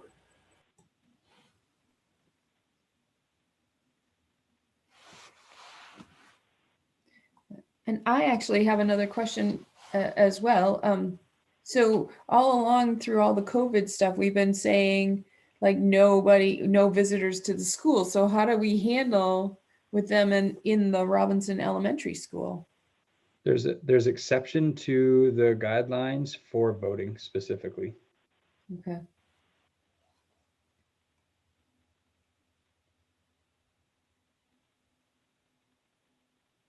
Now, in the past, Patrick, we've had a very set sort of template for these that we could add or remove stuff. I remember in past years wanting to add stuff in it, having to have board council look at it because there were just some things we couldn't do because of some other rules already in place. Yeah, that's my question about what latitude we have with the warning. Right. For sure, there's some statutory requirements around language that goes on a ballot for an article. But there may be some latitude for language on a warning that's outside of an article. So I think that I think Krista made a point about clarifying the language on the flyer. And then if we have the latitude, we could borrow that language and put it into the warning someplace. That may be the approach so that we know at least it's going to be out there in the flyer. And if we're allowed, it can be on the warning. And Krista, if you could send me that language or if it gets embedded in a motion here so we can capture it. I think you're onto something, but I wasn't able to quite capture it. That would be helpful. Yeah, let me just, so in the flyer that was sent out it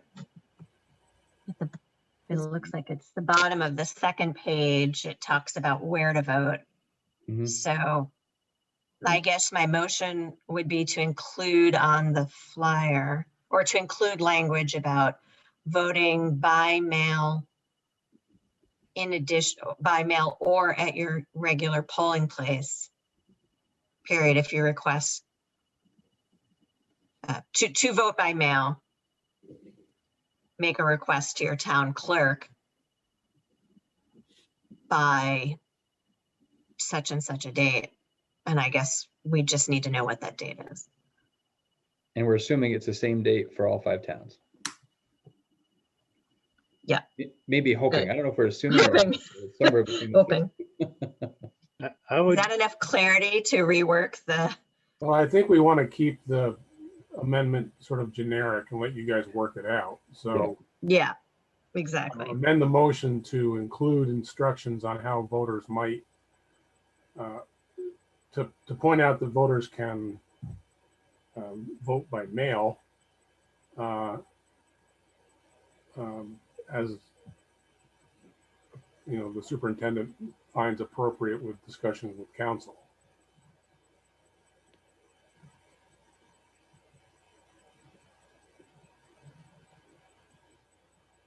I think I can work with that.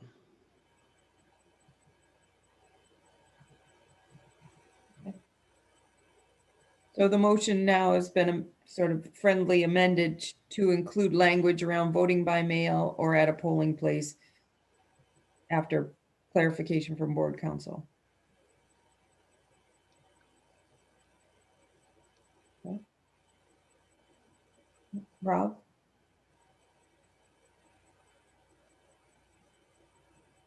So we have a little more latitude with the flyer. Am I correct in saying that, or we don't?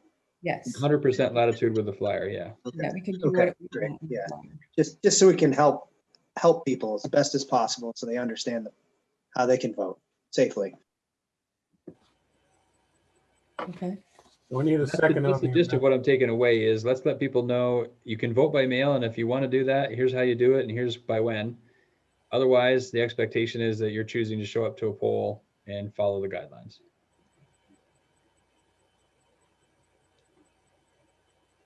Steve, did you say something? Yeah, I just need a second on the amendment. I'll second. Sarah. Okay.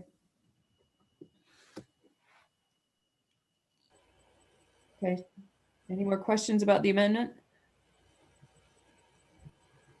Okay, so let's vote on just the amendment piece to include language about voting by mail and how and when or at a polling place. And Patrick will reach out to make sure that it's all legal.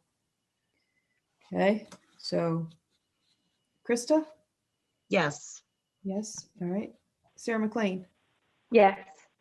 Okay. Kristen Blanchett? Yes. Rob? Yes. Dave? Yes. Kevin? Yes. Steve? Yes. Andrew? Yes. Liz? Yes. Sarah? Yes. And Annie? Yes.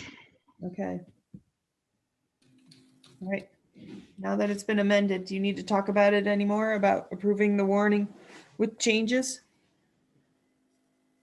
For what it's worth, I did make a note that this conversation happened around the 8 o'clock mark in the video, so we can go back and see what we pick up from the conversation. Make sure we get it right. All right. Does anyone oppose the motion to approve the warning with changes? Put your virtual hand up or put your real hand up. Okay, I'm not seeing any, so I'm going to say that everyone is in favor of approving the warning with the changes. I'm sorry, what? I didn't hear you, Chris.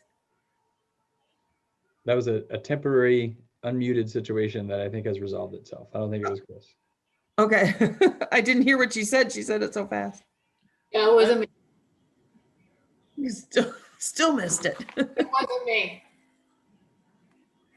It wasn't Chris. Thank you, Steve. Okay. All right. I have a question about the flyer. Sure. So Patrick, you mentioned an updated flyer. The flyer I see has the tax rates for before the changes that we made tonight. So in Bristol, a change per $100,000 of assessed value of 143.89. You did speak of an updated flyer. Is there one that's more updated than this one? So no, this is the most updated one, but what you're seeing reflects the last published yield figure. Right. What we talked about tonight was an anticipated announcement of a new figure that just came out today. It's nothing official yet. We have a little bit more latitude about when we get this flyer out, so we can try to hold off to have something more firm to make some changes in terms of the tax rate. It would be, if there is going to be a new yield and that becomes a done deal, we would love to be able to put the new tax impact on this flyer when we send this out, as opposed to putting this flyer out and then 2 days later having a yield change and everything we sent doesn't make sense. It becomes a timing issue because ideally we put the warning out and this flyer at the same time. The warning by statute, we have to get out by the end of this week, and we are likely not to have a new official yield by the end of the week. So it gets a little tricky, but that's, I guess, the best response I can give you to the update on the tax rates. Yeah, I doubt you'll have an official yield before, I don't know, a month or two from now. And some of it may be, as we talk with our colleagues in other regions to see what's the common practice around the state. Are people running with this anticipated new yield since they're all projections anyway? Or are people going with the last thing they saw in writing from the tax commissioner's letter? So we haven't had a chance today to kind of check the pulse of the region on that, but we'll be able to in the next couple of days. Thank you. I would very much appreciate it if there was a block that indicated tax rates for those who pay by income.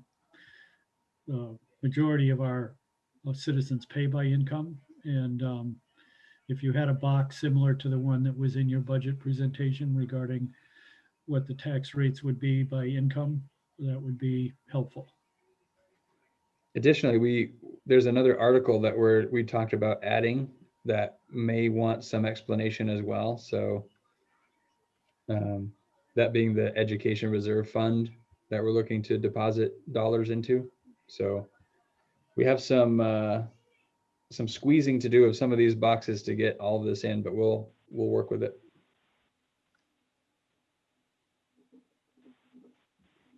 Okay. Any other questions about the flyer while we're on it?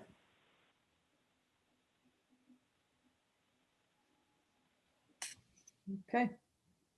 So our next item is to approve the ballot.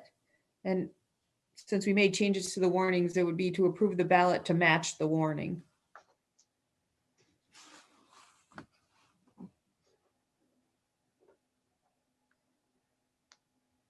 So moved. Dave? I'll second, Andrew. Andrew? Okay. Any discussion?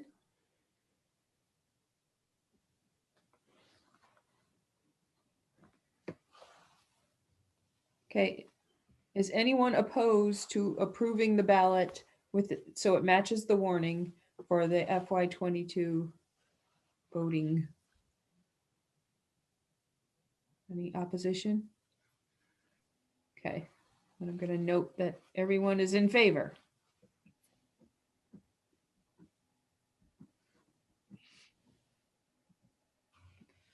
And the motion carries. Okay. Next item is to set tuition rates, and that also was sent under separate cover.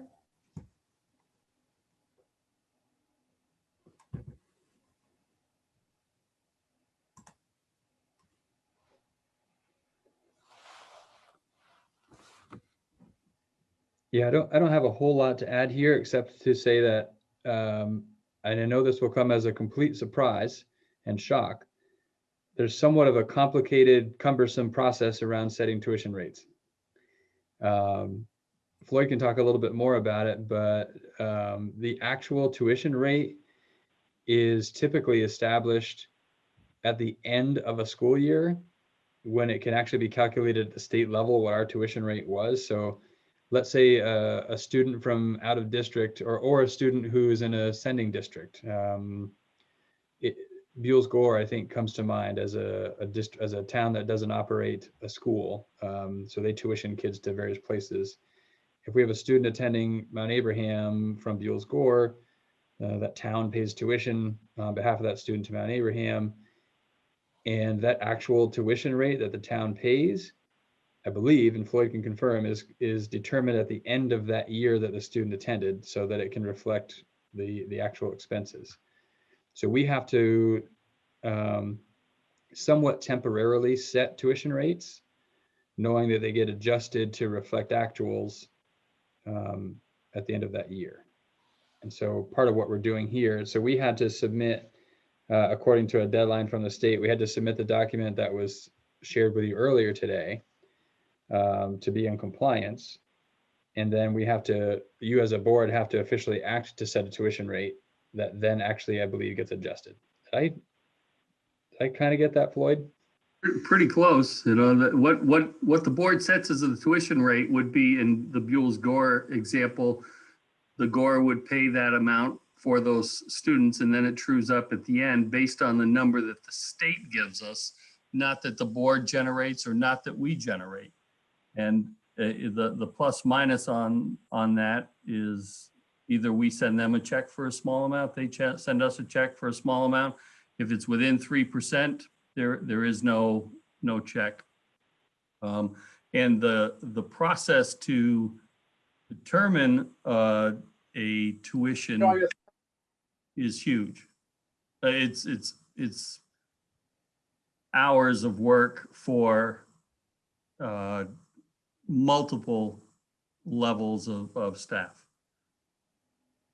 And it's not going to be right at the end of the year anyway, and there's going to be an adjustment. So whether it's an adjustment of $300 or $387 to burn 30 or 20 hours of staff time, there's no return on that.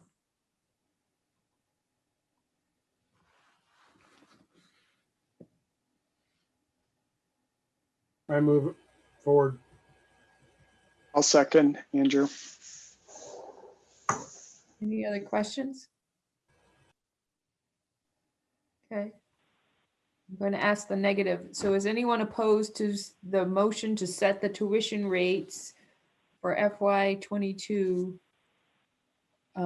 based on the document we received? Is there anybody opposed to that? Okay. All in favor and that it passed unanimously.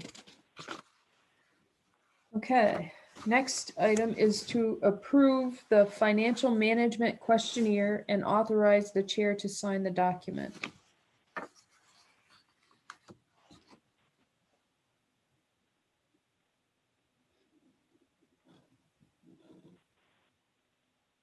Don, I have a question. Do we need a motion first? Yes. Okay, I'll move. I'll second. Andrew, okay, sure. Now, Sarah, go ahead with your question. So one of the questions was if the school board members attend financial trainings, and we don't, and I think that we should.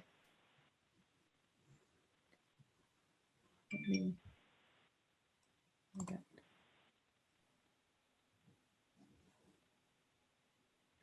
Okay. And We have in the past had some opportunities. I can remember Emily Simmons, I think, has come from when she was, I think she's still with the AOE, but she came and spoke to our board about budget building, and we've had some of that a bit at the retreat, but I don't think we have in this most recent year. And I think also every meeting is financial training to some extent. And Steve has his hand up.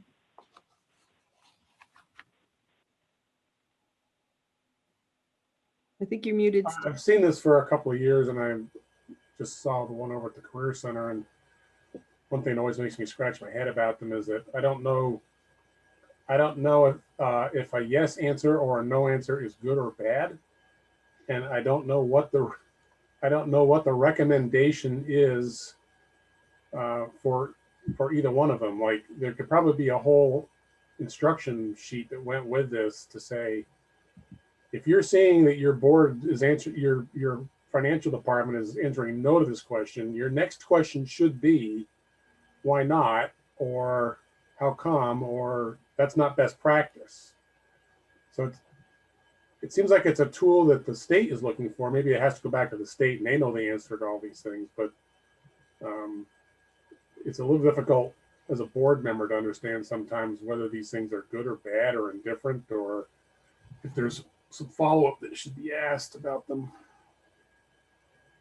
And a way I think about it, and Floyd, let me know if this is how you see it too. So we have this financial management questionnaire, which we complete internally, and it's sort of an internal check.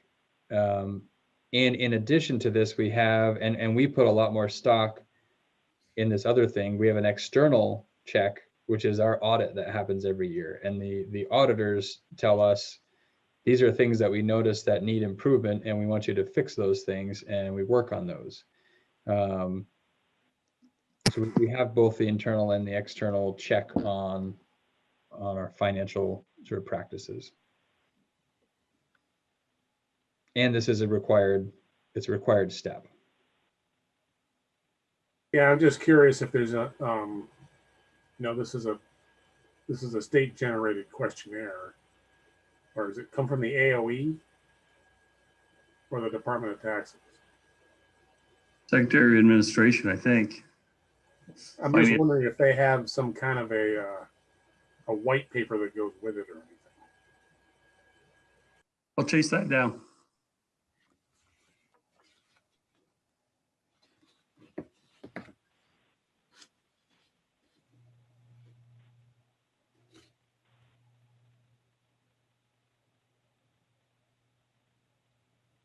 So I had just wondered a clarification on what Sarah said about the financial training piece. Or I guess it's to everybody, has anyone taken any of the VSBA webinars or classes that they offer around budget building and any of that? Has anyone done that? Oh, Liz has. Okay. That's another way to get some financial. VSBA offers course offerings where you can join a webinar or, something around a specific topic. I know Dave has sent stuff out occasionally. I think there was a webinar that you sent out, and so that's one way to get some training outside of. And years ago, that was where most of the training happened, was out in an outside at a VSBA meeting. So just to put that on people's radar, but we can definitely add that probably into the board retreat agenda, a piece of it. But Is there are, I'm sorry, is everybody getting the notices from the VSBA except Andrea? yeah, Annie's. Annie, I mean, huh? I receive Okay. them. Kevin's saying yes. Liz saying yes. Rob saying yes. Sarah. Yep. Kristen. Okay. Yep. It looks like Annie's the only one who's not receiving them.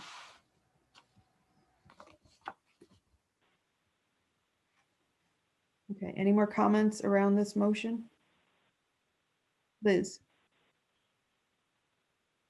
I guess I would also add that something maybe similar, like there are fairly inexpensive financial literacy classes that can be taken, and kind of like we did with Brown Dog Consulting, is something that was in our own time and over the course of a few weeks or a couple of months that we could work our way through a literacy course that would maybe work really well, to be more flexible.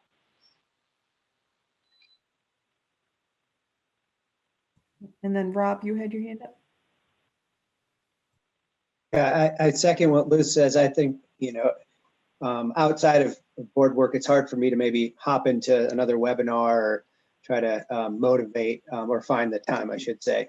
So if it was something like the Brown Dog that maybe we could do at our own leisure, but then possibly discuss, assuming the Wi-Fi is okay, wherever we have our board retreat, as a board, I think would both be helpful, find that synergy by doing it on our own time. So thanks for that suggestion, Liz and Sarah. Sarah McLean. Yeah, I want to echo what Liz and Rob are sharing. I think, finding time, especially within the past 6 months, to find and then join and then take and then digest a webinar solo. I wish I was the kind of person that could do that. Unfortunately not. And I think that it'd be really valuable to process the budgetary process with the board and the superintendent. And so folding that into the retreat or a meeting, I'm not sure, but doing it collaboratively. Andrew. Just a couple of thoughts to jump onto that. So I've wondered whether or not if it makes sense for everyone at the board level to be trained because folks rotate in and off the board, or if it would make sense for people of particular interest on the board that we have 2 or 3 people, not necessarily a subcommittee, but 2 or 3 people who just become, they're well trained in the budget building process and the financial aspects, and some other folks are doing the community engagement work. But that might be an area of interest we could explore for folks who also might be continuing to stay on the board for the long term. Dave. So I agree. We should have a finance committee, and that should be a committee that is trained specifically in budget matters.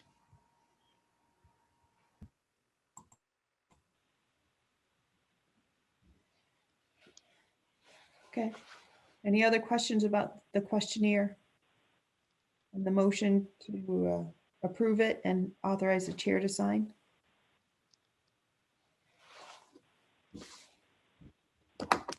Okay.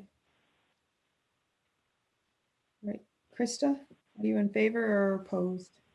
In favor. Okay, Sarah McLean, In favor. Tim Blanchett, In favor. Rob, In favor? okay, Dave, Yes. okay, Kevin, Yes. Steve, Yes. Andrew, Yes.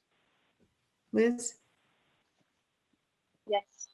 okay, Sarah, Yes. Annie. In favor. All right, so that one passed as well. Okay. Next item is to accept the monitoring report for 4.3 agenda planning. So moved. Andrew. Okay. Is there a second? Second. Kristen? Okay.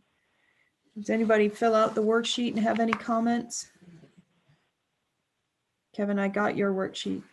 So Kevin, So I still am struggling with, what is it, 4.3.2C or whatever it is with, it's gone from non-compliance to partial compliance or something or other, but I'm still struggling with the fact that this determination was based on an individual's request that was denied. And I think it's well within the board's chair's responsibility to have that latitude if it's not germane to the agenda, which after we discussed it the last time, it was sort of determined, at least in my mind, that it was not pertaining and were not germane to the agenda at that point. So I'd like to see it either modified or struck.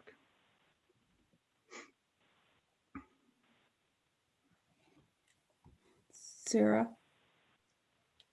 Yeah, so that the one denial of the request that a board member had made, in due time sparked the initial non-compliant, and then the change to partial compliant after had a chance to digest the policy and the process with Dawn, and Dawn was able to provide me more, email documentation of a variety of requests made by board members throughout the past year. Some that were requested within the 7 days and some that weren't, and just her process of going through whether or not she, she does add to the agenda the requested item or denies that it's added. And I think, my motivation for creating the form that board members would fill out when they make a request would be to just add process and transparency to the process of how the chair uses their authority, her authority, in the process of approving or denying, and then also gives the board member more agency in making a request, and so doesn't have to put the chair in the position of having to deny an inappropriate request to begin with. So it was originally, you're right, Kevin, it was based on the request that was denied and then further fleshed out for partial compliance based on a number of requests that were either accepted or denied.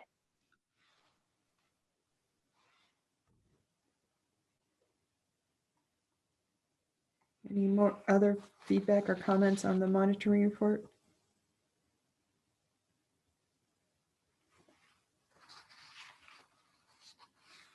Okay. Is anyone opposed to accepting the monitoring report? Kevin? Okay. And I'm assuming everyone else is in favor of accepting the monitoring report? Okay.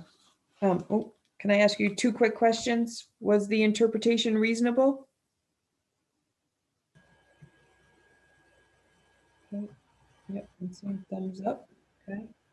And did the data demonstrate the accomplishment of the interpretation? Right. So this motion passes. Okay. All right. The next item is an action item to add letters from the community to the board public records. So at the last meeting during public comment, there was a comment made requesting that some letters from the towns be added to the board public record.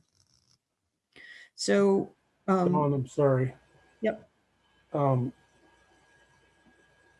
of the issues with the non-compliance that we just voted to approve, or the partial non-compliance, is that there's a suggestion of a route to come into compliance. Right, that was the form, I believe Sarah was recommending, the use of the form to come into compliance. Right. So does that mean by approving the report that we're adopting the form? Well, what we'll have to go through the process of adding it, so we'll have to. My brain is stuck. So we'll have to. I know, that happened to me too. I'm like, okay, well. Yeah.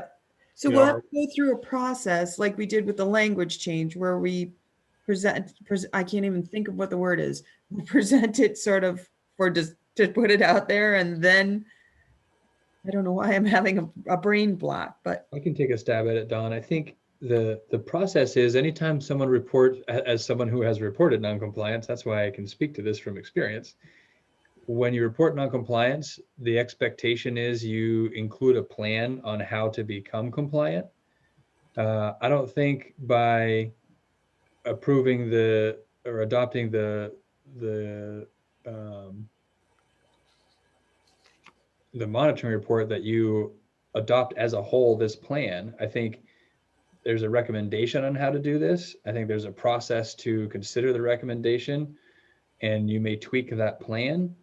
But there's something that launches you into action to move into compliance. Well, that's specifically what I'm alluding to. Is okay. So that way, what we could do on a future agenda item is put 4.3 and then have the discussion like, do we want this? This is the sort of recommendation at the plan to move forward, and we can do it that way. And then at that other meeting, if we decide, yep, that's what we want to do, then we do it. That's fine. I just wanted to clarify that. Yep. I'm writing myself a note, sorry. Okay. All right. So then we were on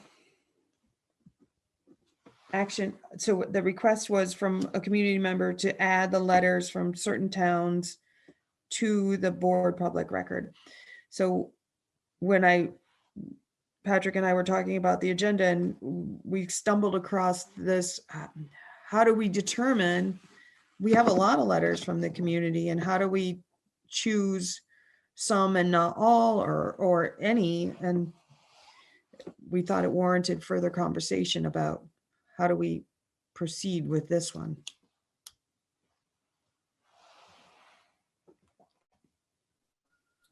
About how many are there, Dawn? Let me see if I can figure it out. Well, we get all sorts of feedback at all sorts of events, and are we putting all of that into the public record as well, or? On? Yeah. We don't have a motion yet? Correct. Okay. Yep. Sorry. Yep, we don't. You're right.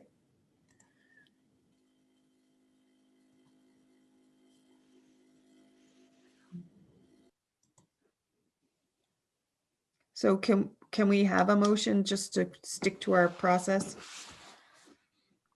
I'll move. So moved. Okay, Sarah and Andrew. Okay, now we can discuss.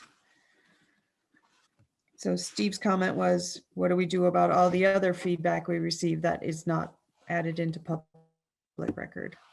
Steve, again. And, you know, and any other correspondence we happen to receive. Maybe not even specific to this issue. Right. Yeah, I was just wondering what constitutes public record? Like how is that held? And So if somebody came and like last board meeting, somebody read something at public comment, and then that became, because it happened at the meeting, it was captured there on the video. So then they sent us a hard copy, and then that was sent to be attached to the minutes and kind of lives within the minutes or there. But many of the things we have received through email and that way, and not read at a board meeting. Well, on the other hand, I would say that the parties did specifically request at the meeting as part of public comment to incorporate the letter, which saved us all from them having to read it again. Right. So I think they could have taken that step, and that would have been the same as the person who did read their letter. So in my mind, since they made the step of actually requesting it as public comment, that it probably should be incorporated. Okay, Sarah LaPearl. Yeah, I'm just curious what the purpose is. Like, what is the need for this? Because it is only certain people that are talking, and I'm just confused about the purpose of this format and where it lives. Same question as before. So the purpose of the I need a little clarity of the purpose of having to keep it on, or to put letters into public record. Like, where I don't know where it lives. Is there like a drive that everybody can then just go and open all the letters to? Like, a lot of them are already on Front Porch Forum, or I'm confused. Well, those parties didn't request that they be made part of the public record. This party did at the meeting. And I would assume the letter would simply be attached to the meeting minutes. Right, and that's what happened with that one particular piece. So are we talking about those letters, or are we talking about every letter that a school board member has ever gotten is now going to go into some drive as a public record? That's a discussion. I mean, this was a specific request, and so I think we needed to talk about to know how to handle this, because we've got a file on the Google Drive that is just a depository right now of all these letters. So does that mean we're going to have to include all them eventually, or that was what the need for the discussion was? Okay, there's a lot of hands up. So Rob, and then Dave, and I'll keep going. Can you just directly reference the letter again? I'm 3 meetings in a week. I don't remember which letter it was. It was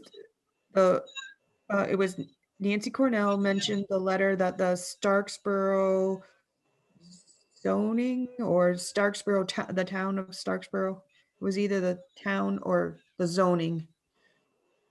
No, it was a letter from the community that. Oh, the community with a signature. All the communities signed on to a similar letter. Nancy's showing 2 fingers, so I think it was probably the Starksboro town letter and the one with all the signatures. She's nodding. Yeah, I'm just trying to, thank you. Just a reminder, because we have had some letters. I mean, we've had a letter from the, Starksboro Select Board. We've had a letter from a legal opinion from, a lawyer representing the town of Lincoln. We've had a letter from Robinson Elementary staff. We've had a letter from Lincoln Communities, staff. I guess I don't know the process. I'm like Sarah, I don't know the process, what it's been in the past. And I guess if those people were to have read those statements at a board meeting, would that be then public record? Yes. So we're also in like these weird times too. It's hard to know if those people would have showed up and read the comments that maybe they've emailed us all. I don't know how to amend that. I'm just putting that out there that it's a weird time too, on top of all this. Yep. So Dave? So I'm not sure how much control we have over the notion of a public record.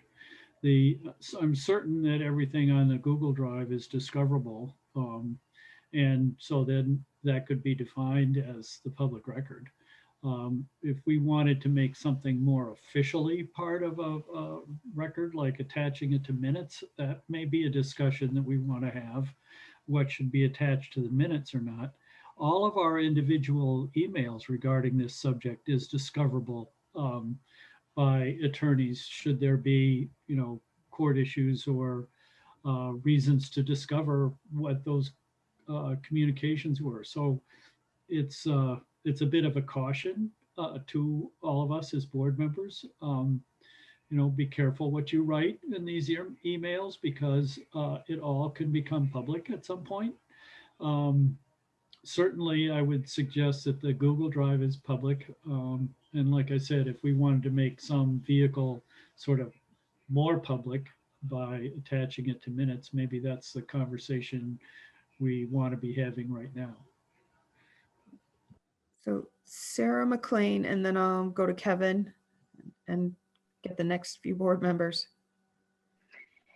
Yeah, I mean, I think it's an interesting question. And, as far as like what's public record and what's not in the process to becoming that, I mean, I also think it calls into question how we're gathering this multitude of qualitative data that we're receiving.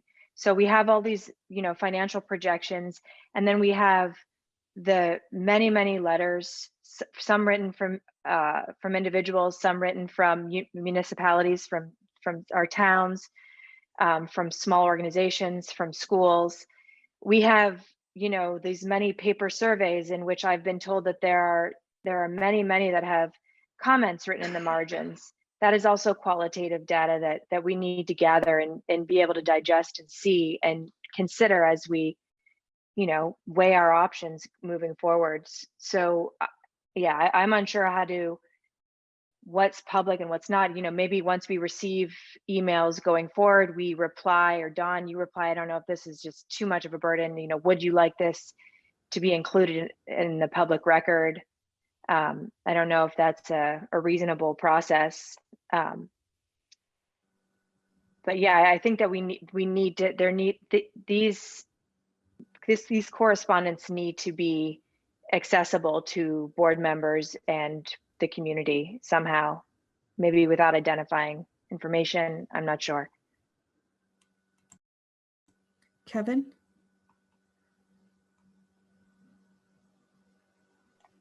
My train of thought is similar to Dave's. Is this stuff it's hanging out there, and if anybody wanted to ask for it, that would be given to them, and there's nothing secretive about it. So I guess what level of visibility do we want to give it? And for that matter, if it's buried in a comment section of minutes, you got to go through all sorts of minutes to find it. So I'm not sure what the advantage there.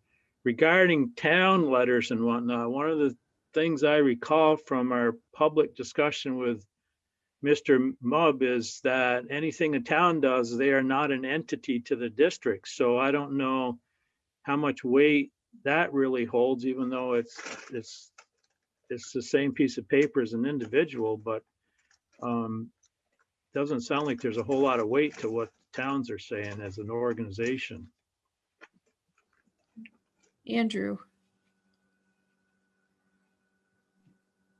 Sounds like there might be a distinction between what information we have available to us on a drive or shared among us for our understanding of what the community's thinking to inform our deliberations. And then the more formal matter of public record, it sounds like someone makes a request in a meeting. I would like this part of the public record, where therefore it sounds like that means it gets attached to the minutes. Yeah. And is accessible on the website. So to me, that sounds fine, and that should be an opt-in process versus that we do that for everyone, that we don't attach it to the minutes unless someone says, I'd like this to be part of the public record. And then we put that together just from sounds like from an administrative point of view and workflow issue. Okay, Kristen, Majette. So I just wanted people to know that the chair and co-chair, Krista and Dawn, are sending any emails that they get to us so we can read them too. I don't know if we should just send them somewhere to be distributed to everyone, if we each individually get one. You know, I'm also getting phone calls, talking to people on the phone, discussing things with people at the dump. I mean, we can't put everything in public record. I mean, I prefer to call people back than email because I communicate better that way. My brain works that way better. And there's no way I can put that in the public record. So, I mean, I think there's a limitation to it. And most of the discussions are just to clarify processes and facts, and, you know, people thinking something can happen, like we could today vote to merge with Virgins when really that's like a 18 or 24 month process. So most of it's just clarification of and listening to people. So again, I appreciate that Dawn and Krista are sending us emails that they get. And I guess the question out of that is, should we be sending those emails to someone who can then distribute to everyone, like every email that we get? I think there's also transparency in that, but there's only so many hours in the day. We've got 2 meetings a month coming up. Some of us are on committees. So again, I mean, I'm trying to read everything. I haven't gotten through all of it yet. I certainly will before August when we make that decision. I can on my vacation read them or something, you know, the ones I haven't gotten to. But anyway, that there's also, you know, Dawn can't spend her whole day being the hub of that probably, but over 7 months, maybe we could read everyone's emails. I don't know. Steve.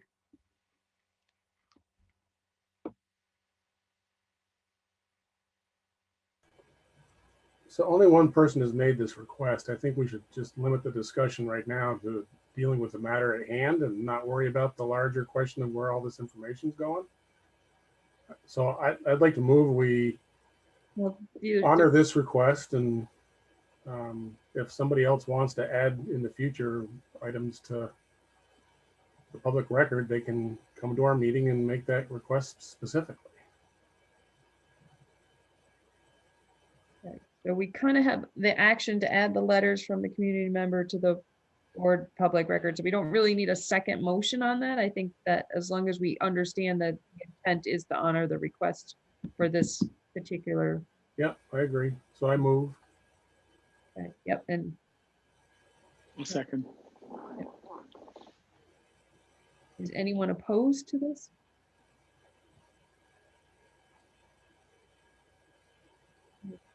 I'm gonna mark it in favor and pass and call this a passed motion. I see no one's opposed.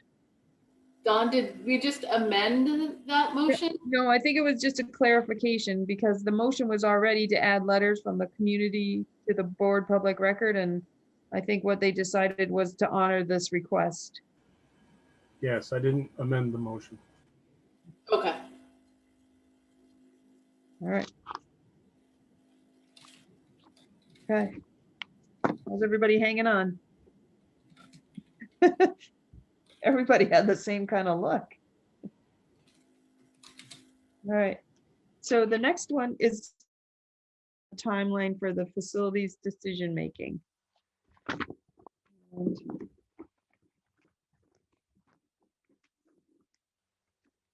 So we want to make a motion and then we can get into a little bit of some clarification or discussion. I'll move it. Thank you, Andrew. Rob second. Okay. All right.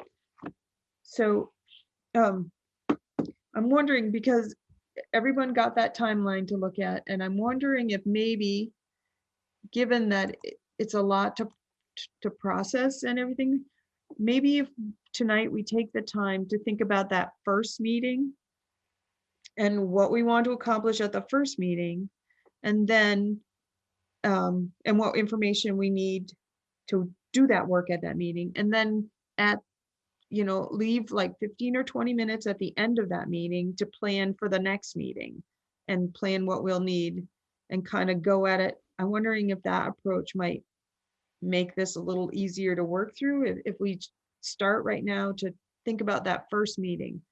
What do we want to discuss? And you have like all those options that we put forth. I mean, if we saw something as a group that we think we should talk about first, then maybe that should be our first meeting that we plan. Sarah McLean.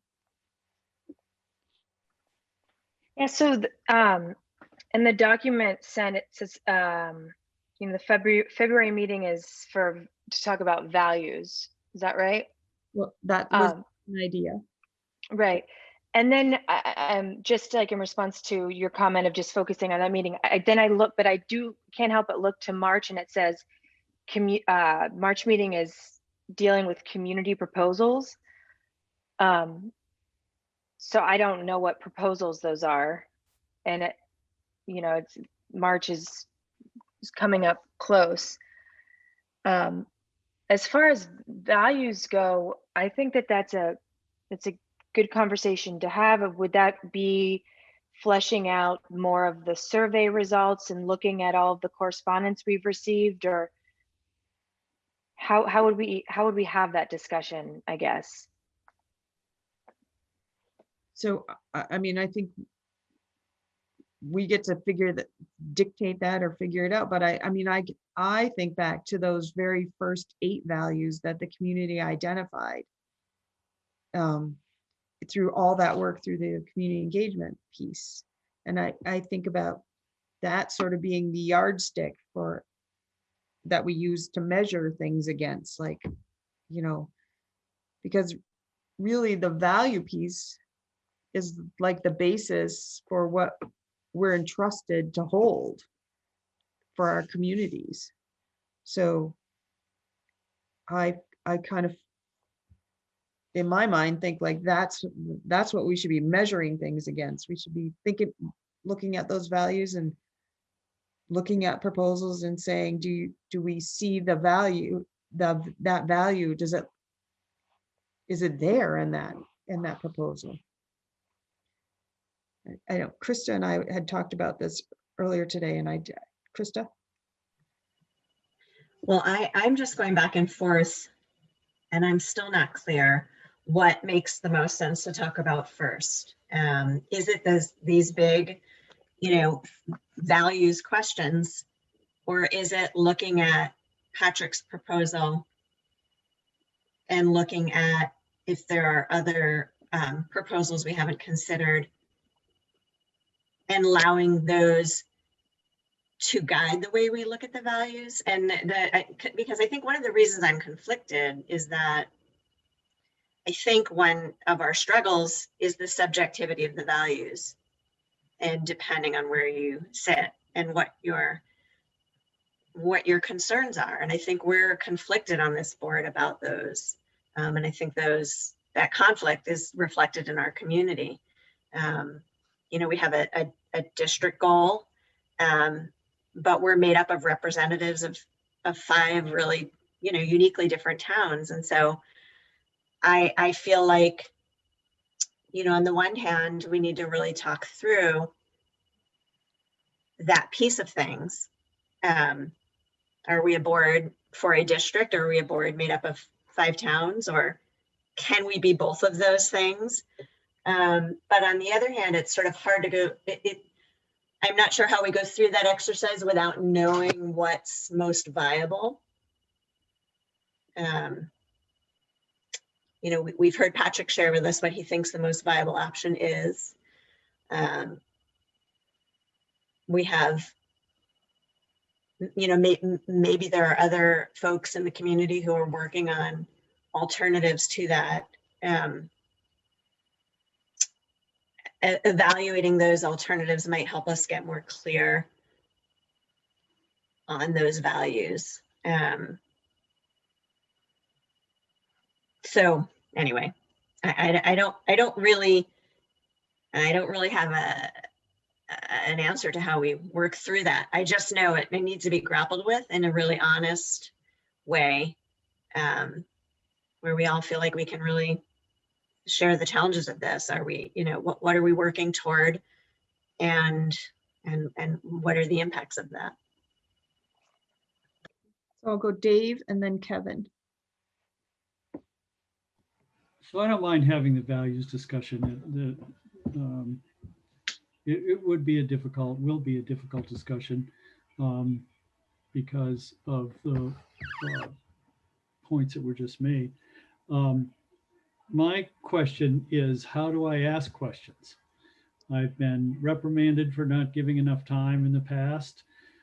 So I've tried to modify that approach. I just posed some questions and the answer I got was that, answering them to me as an individual board member was not sufficient. It had to be a board asking that question. So then we need to have some time somewhere for these types of questions to be grappled with as a board as to whether it's worth asking for answers to these questions. I have put a proposal on the table. One of the questions I would like to have answered is, how would that work? Would it work?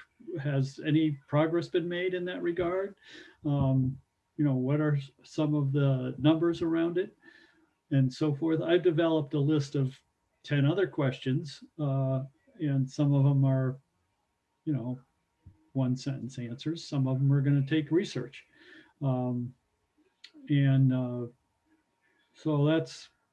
that's my perspective. I don't mind having a values discussion, but what we need is a broader understanding of what the options are, what the possibilities are. I think there's a group in Lincoln that is developing proposals. I have said before, I think we have some educational experts.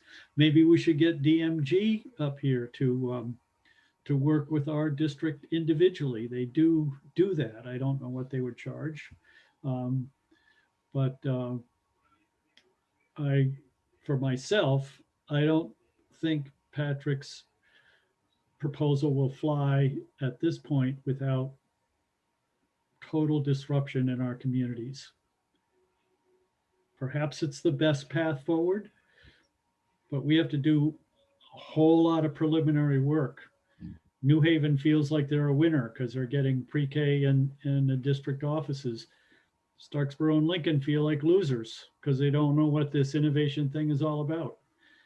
So we need to do a lot of work around what our options are, what the values are of those options, and what recommendations from some educational professionals might be. And then I'll go Kevin, Rob, Andrew. Actually, I think Andrew has had his hand up before me. Oh, okay. All right, Andrew, Kevin, Rob. Andrew?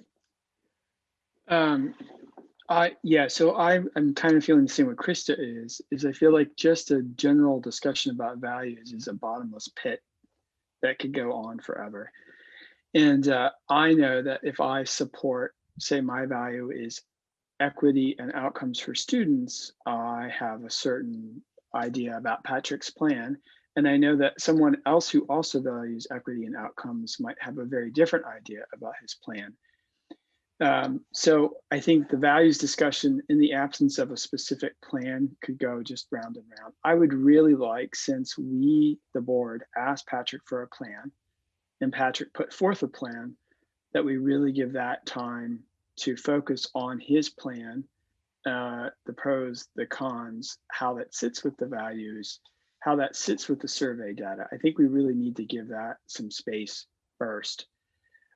So that once we fully understand how his plan would work, then we have some sophistication and nuance to compare that to any other plan that surfaces thereafter. Kevin? Well, I'm just reminded that last time we talked about a timeline, there was a matrix to guide the discussion. and for the various options. And it certainly makes sense to start the conversation with Patrick's proposal. I've said it before, I consider it the baseline, and somebody's got to come up with something better that hits all the marks to get my attention. But we really need to pass that through the same matrix or set of questions or considerations that are on that guideline, and look at it a little objectively as opposed to a lot of the emotion that's flushing around.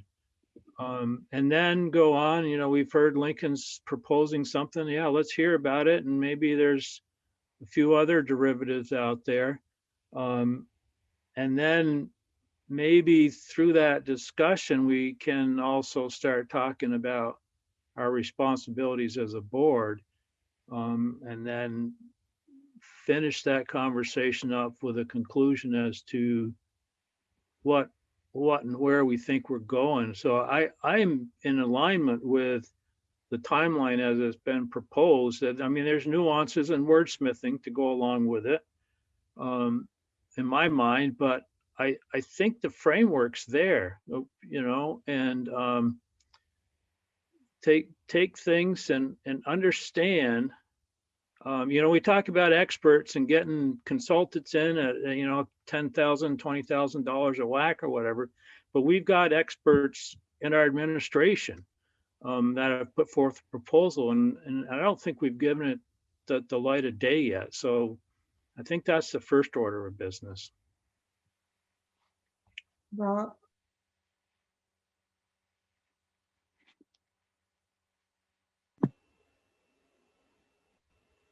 Yeah, I guess I've missed where that matrix is, but I definitely want to look at it.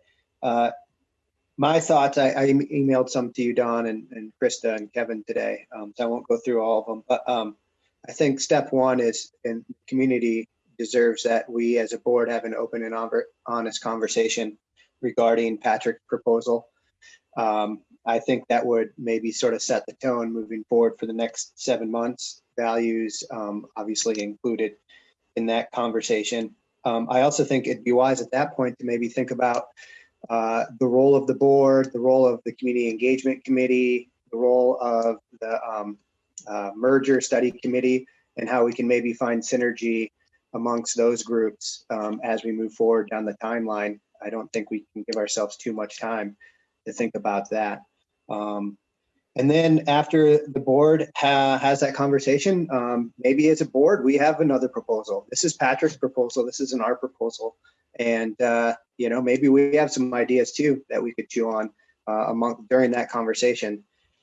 Then I think after that is, I think we should go on a listening tour. I would, and I don't know if this is a full board thing again. This could be a community engagement thing. This could be, but a listening tour of our faculty and staff.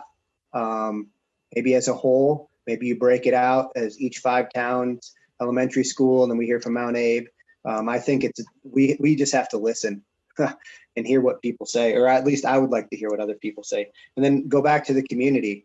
But in the listening, I think we should also try to hopefully set people up to succeed in regards that they're not going to come with some pie in the sky, quote unquote solutions that just aren't honestly feasible in the framework that we have and are dealing with. So I don't know what that would look like, but maybe that's something we could discuss in our first meeting too, is how do we best set people up so that when they do come forth with an idea or a plan, it's something that is feasible. So that's my sense in the first couple months, is we just have the conversation as a board, and then go and listen to other folks. Liz? I think so I want for me, if I was looking for a document to think about the options, whatever options may come up, certainly including Patrick's. I have an ends policy in front of me. I have the let's talk or values in front of me, and I have a strategic plan. And as a board member, I found that the ends policy was challenging because it didn't have a lot of ways for me to specifically say whether a goal is being met or not met. And I think it's interesting with that. But the strategic plan, on the other hand, is a really important document. I think that we could use to measure options against, because it includes a lot on here. And I think, this specifically town schools may not be, but I think that's really the foundational thing that we're going to be talking about, the town schools. So certainly if a proposal came forward on how to make a town school work in a different way, I think that'll just naturally be a part of the conversation. And I just would like to note that the action team members and the planning steering committees that made this strategic plan and took so long to do that, we've got students, principals, we've got members from all 5 towns, all 5 schools, all different levels. I mean, it was so thoroughly and thoughtfully done between nurses. And I mean, I would just really encourage everybody to look at this and consider this as a way of measuring, because it also has breakdowns and goals. And I know we started with social emotional learning. And so I know that one has been broken down even further into a lot of actionable steps, like within the classroom and with the student. And, maybe as a community, we start to address some breaking down or gathering some information that we could use for the community goal. And I just noticed that it's measurable, and it just has everything. It has belonging, it has academic excellence, it has physical, it's such a great document that I just feel like we should utilize it now while we have the conversations, knowing that town schools is an inherent part of every discussion at this point.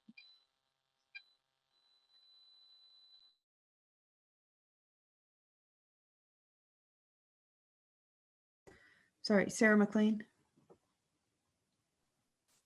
Liz, I think that's such a great idea to use the strategic plan. And I know Krista had brought this up in our last meeting of kind of modeling the way that the strategic plan was built and using that model going forward with the facilities planning, just as far as, truly collaborating with community staff, students on facilities planning, fully, acknowledging that the timeline for the strategic plan was years and we're limited to a matter of months. That being said, I think, when part of the document that was provided that laid out, the 7-month extended timeline for the board, does give suggestions for topics for each month. I did want to call attention to that in the 7 months that the timeline has been extended, there's 4 additional meetings for facilities specific. That's what I saw. And I think that, I don't know if this is part of the action tonight, but we do need to ask ourselves, are 4 additional meetings enough? Because it looks like there's no meetings in June or July. Are 4 additional meetings enough to really kind of flesh this out? And then just back to Liz's point, how can, based on this document and conversations we've had as a board, how can we truly gather input from staff, community, in a meaningful way in digesting Patrick's recommendation and then being open to thinking through alternative, or, as Rob had said, just using that as a platform, and then we can come up with alternatives that may or may not work.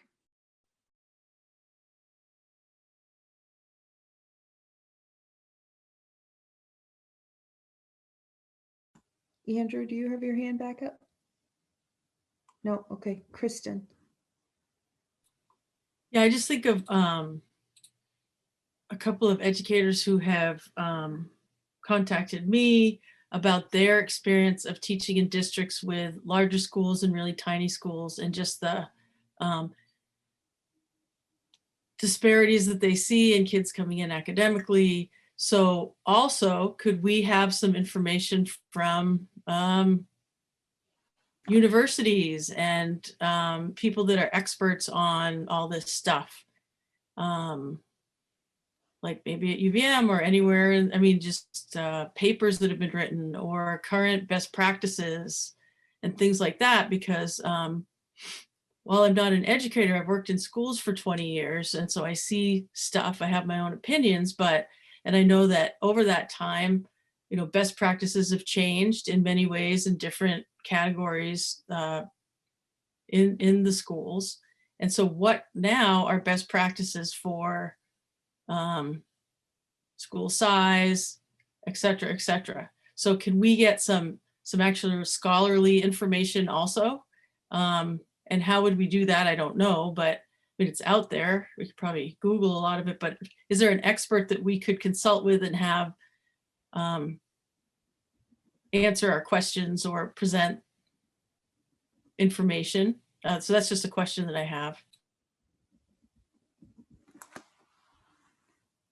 Liz?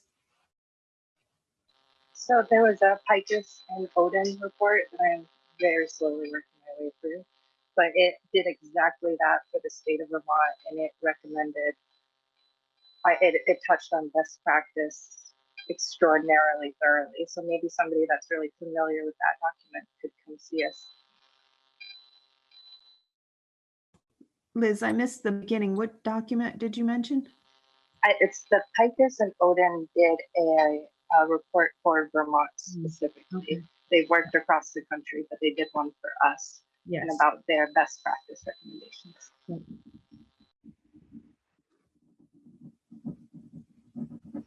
The Picus report is available at the legislative website.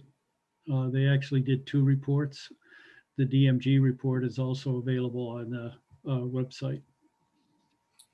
So maybe we could collect all that, and I mean, we can each individually have a clearinghouse for that, so we could all be studying those things. But then also I think having someone come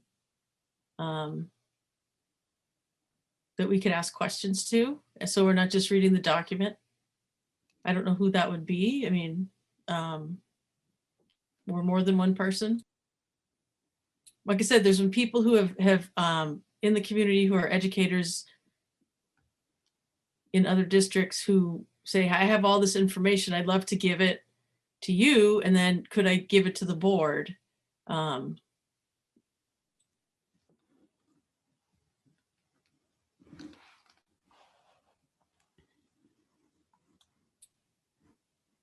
to clarify, those are educators that live in the district and want to participate and help with giving information for decisions.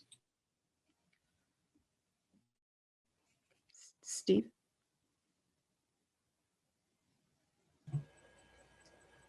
I think everything that everybody has said, it sounds like great suggestions. Sounds like we might have a pretty full first meeting. And to add to that, I think there's a handful of options that were considered as part of the original study that I still see crop up in people's letters, like, why aren't we considering this? Why aren't we considering that? And they were considered, but they weren't necessarily fleshed out in a lot of detail in some of the proposals and reports.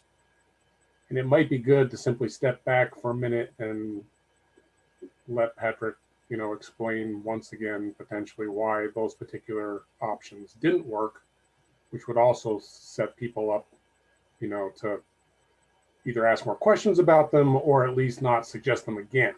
So we're not rehashing old ground. That's just one suggestion I have.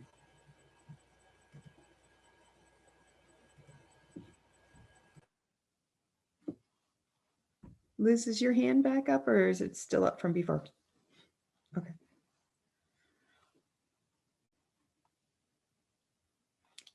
So, Sarah McLean.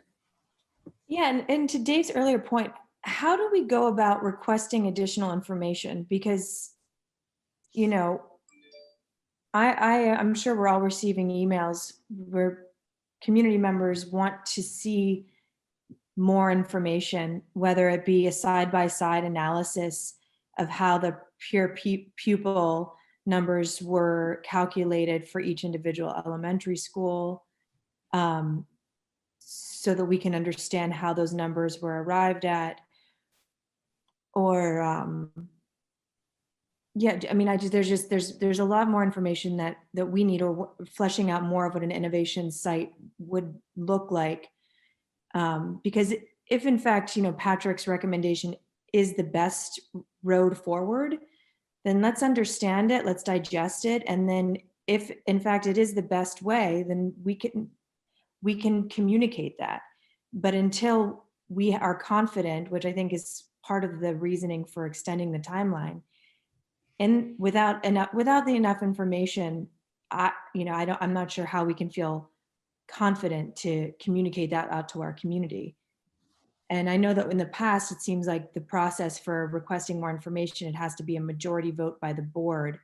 And is that how we're going to continue moving forward? Is that classically or traditionally how board members have had access to information from administration? I can speak to sort of the practice we're trying to put in place. Questions that are kind of clarifying or are pretty straightforward that we can answer pretty expeditiously, we're trying to be really responsive to. Some questions, those simple questions require, and I can appreciate not knowing this when the questions are asked, but require literally days to pull together the information. And if I have a request from one board member on one set of questions, that's days worth of work. A different set of questions from a different board member, again, individuals asking if that's another days. Like we're talking about days and days and days and thousands of dollars of people's time in pursuing these interests or curiosities of individual board members. That's where I'm trying to be respectful of the capacity we have as an organization to track all this down. If as a board, there's agreement, yes, this thing that's going to take days to track down is something the board wants, by all means, we'll do that. But I'm cautious of spending days of teams of people's time pursuing an individual board member's request. So I'm trying to, just where it's reasonable, I'm trying to be responsive, and where it's going to be really time consuming, I'm pushing back and wanting to get some greater clarity from the board as a whole. Krista? I was wondering if we are starting with Patrick's proposal, for example. I know we asked, I don't know if it was specifically related to Patrick's proposal, but we asked lots of information, and Patrick presented, most of that back to us at our most recent meeting.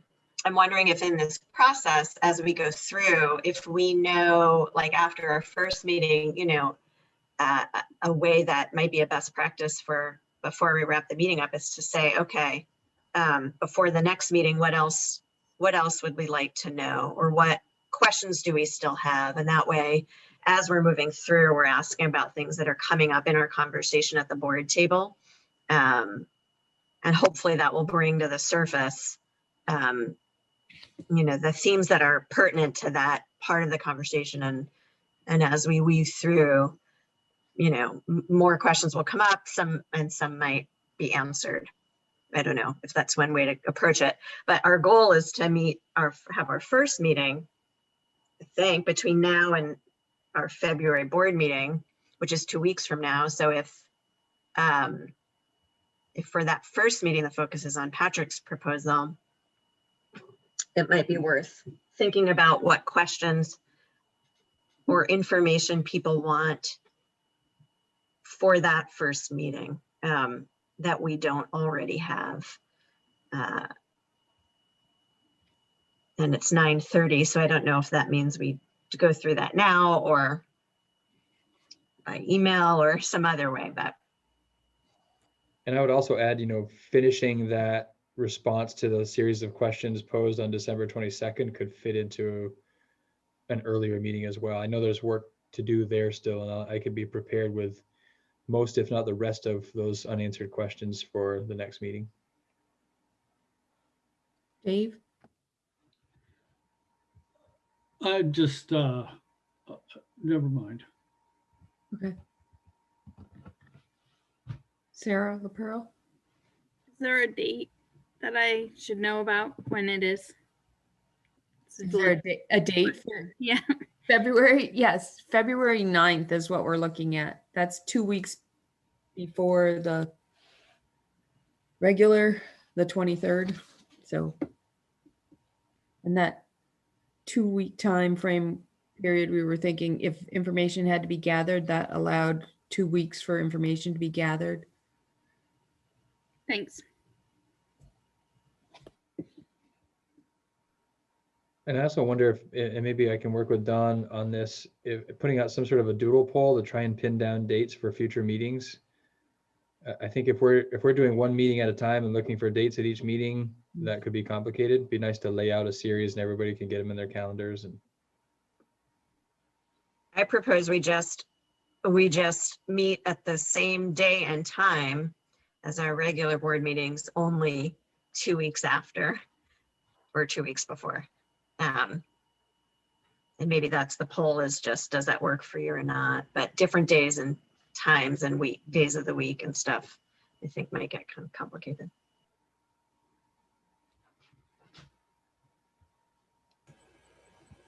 Steve? Yeah, does the second Tuesday of the month work for everybody?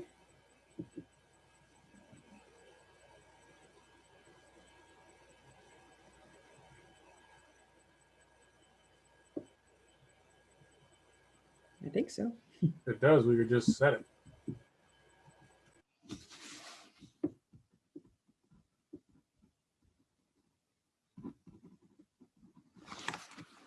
Okay. It seems like there's some agreement around that, so. Saw flashes of thumbs going up. Krista? I just had 2 questions to help move this forward. One is, do we know what information we need for this meeting? And 2, who should build this agenda for this meeting, this first meeting? So for the first question, I'm wondering, do people want to spend time reviewing the survey? So we have that information already, but we can dedicate time to looking at that. And then we have Patrick's proposal. And if there's any other supporting information folks need, I think it would be good to just figure that out now. And then the other part is how specifically we're going to walk through the agenda. Is that something Dawn would develop, Dawn and Patrick?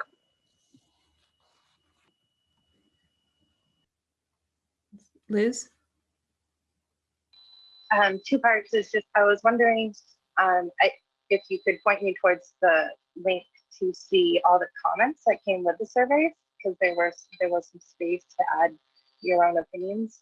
So I was hoping I would get to read through those. And also I wonder if Sue would help us with agenda building, maybe for these, that board meetings that we're doing here. Is Sue be willing to help us build those agendas? Rob?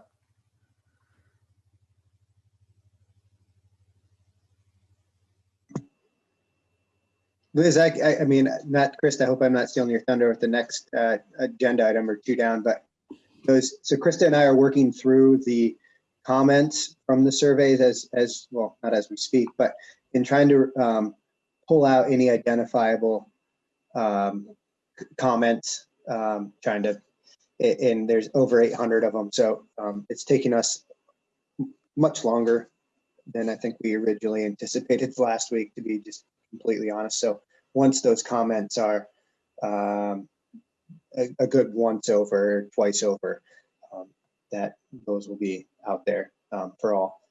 And then, yeah, I do have a couple of questions I'd love to have at that next meeting, but I have them written out. So I don't know if it's best if I were to send them to you, Don, and then you can distribute them to the rest of the board and they can see if they'd want to hop on.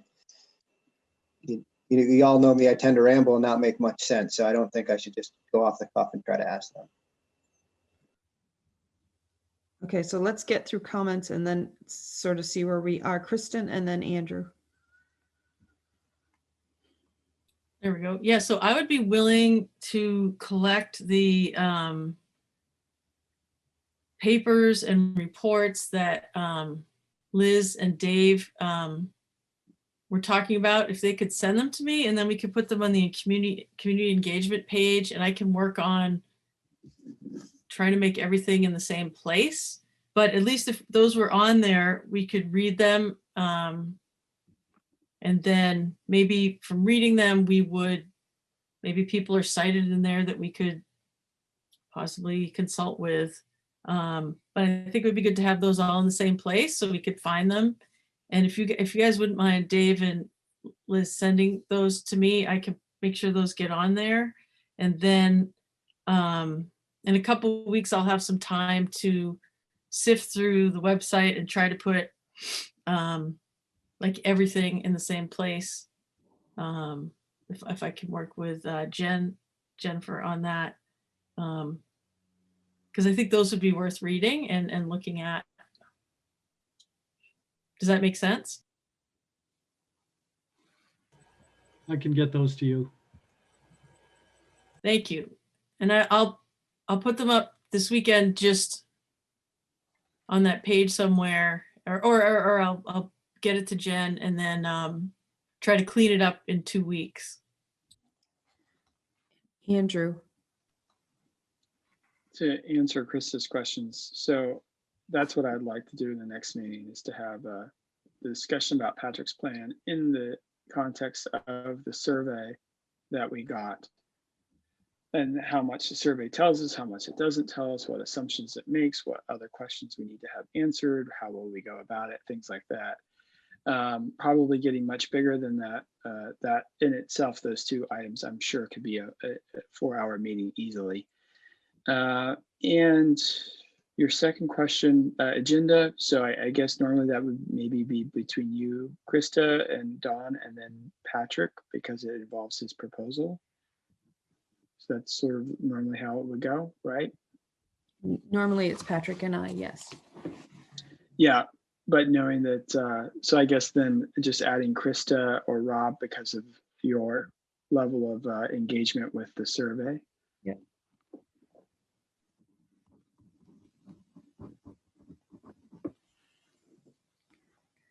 Do we have sort of an agreement with that first meet? Oh, Kevin, and then Steve.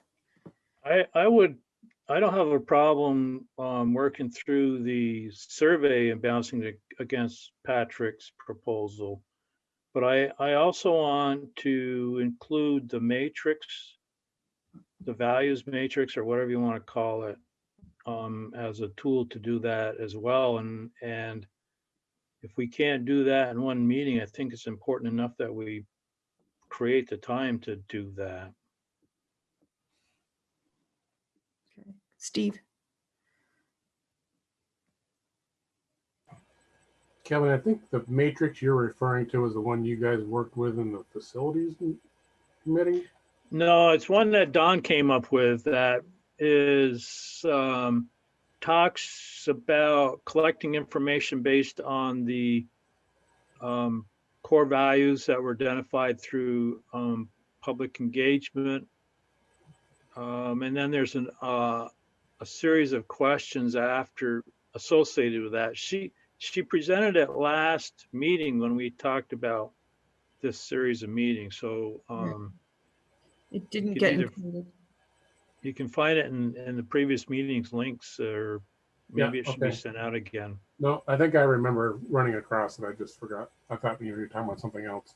But it's a good roadmap, and hopefully it'll get some thinking about those values realigned with the proposals, and as we go through that, not only that one, but some other ones as they show up. Yeah. Patrick, I had a suggestion. Are you able to share the spreadsheet where you had the board questions and the answers? If you made that live, we could just type our questions into it, and then you could, whether we we could then go through them in the meeting and decide whether to spend your time on them or not, but that would be a clearinghouse for them anyway. Yeah, that's not a problem to share that. And people could just, Dave could ask his questions right there and they would be, all in one spot for everybody to look at. I think that could work as long as we're all really cautious not to engage in a discussion in this document, because the VSBA has long since said even collaborating on a Google Doc is a violation of open meeting law. So I have reservations. Well, it would be, we'd be asking the question basically in one column, and that's your role with the document, is to simply ask the question. And the responses we would be getting from Patrick would be the same, shared the same way we got them originally. They'd be shared in a meeting. So the one thing we would be doing with the questions is talking about them in an open meeting about whether we were going to spend his time on them or not. But at least we'd have some place where they'd all be compiled.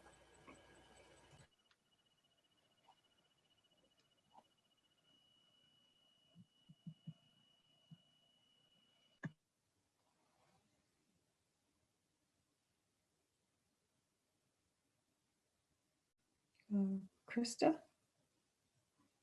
You're lit up. Yeah, I was just thinking that we have a pretty good start for an agenda. So I think and what we've talked about, I'm not sure we need Sue's help for this first meeting, but we may down the road. Yeah. And I think, under that timeline piece, we said work on the February meeting to work through Patrick's proposal with the district-wide values, equity, cost lens. So that covers some of the things people have said. And then instead of the values, we would be the survey discussion at the beginning of it. And then we'll build subsequent meeting agendas at a meeting together.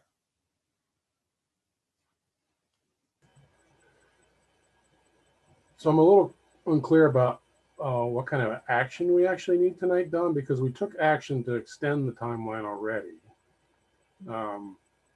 Was the action to formulate an actual agenda for each meeting, or to simply? Well, it was to have a discussion. So the action can be to take no action, just keep moving ahead with our plan. And now that we've worked together to build an agenda, and we'll sort of use this at the next meeting to build the next agenda. And Yeah, I think that makes the most sense to me. I don't know if we really need a motion. okay, so I'm guessing that, maybe I'm wrong, but since there was a motion by Andrew and Rob, that it sounds like we're gonna just, is everyone opposed to this action to determine the timeline, and we'll just go with the set agenda? Or do you want to document it another way? I'm sorry, it's getting very late and I'm having a hard time keeping my brain focused. Yeah, it's just, in most of your, like you were saying in the previous action, that the action kind of made the motion. Yeah. This one, it doesn't really do that. So we sort of moved it ahead, but I'm not quite clear exactly what the motion is. And maybe the motion is just to meet every Tuesday, every second Tuesday, and leave it at that. It could be. Yep. Can I suggest something? Yeah. I moved to meet every or second Tuesday. Well, there's already, and follow. Am I breaking up? yeah, you are, but there's also already that initial motion to determine the timeline. So maybe you're just making a motion to amend it. Yeah, sure.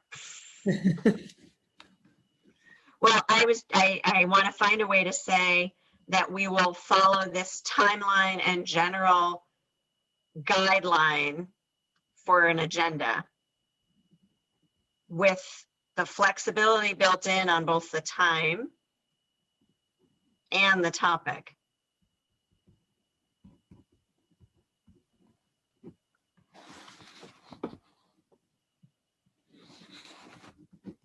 So that's your amendment to the original motion?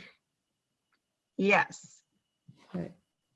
Because I think it's important to just remind ourselves that we can, like to Sarah's point earlier, is this enough meetings, you know, that we can revisit along the way.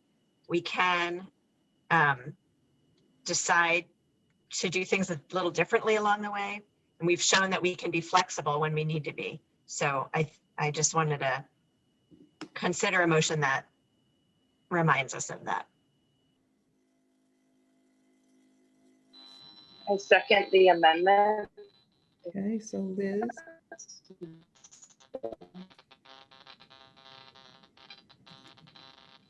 Okay. Any discussion of the amendment? Okay, so the amendment is to follow the guideline and outline, be flexible with our time and topic, and the second Tuesday of the month will be our meeting day around this. Is everyone in favor of that? Give me a thumbs up so I don't have to read everybody's name. All right. Okay, so that passed. I'm seeing all thumbs.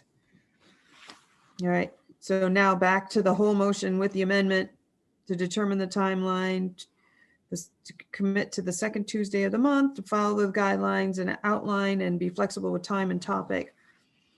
Are you in favor of that? 1, 2, 3, 4, 5, 6, 7, 8, 9. Okay, I can't see. I've lost somebody. Okay, so that one passed. Okay, now, community engagement committee update. Okay, this is pretty quick, but Patrick, can I just, maybe I can already do it. Hang on. Yeah, I'm going to just share my screen only because there are a couple links in here, and this update will be posted in the minutes, and these links will then be shared out with the community. But for anyone who's on and wants to look at them now, I wanted to be able to show them. And this, oh, I think you need to give me the power to do that, Patrick. I think Nancy Cornell is the host now. Did I hit the wrong box? Let's try this again. I think you might have. Nancy, can you make Krista host? Oh, right. You have to do that.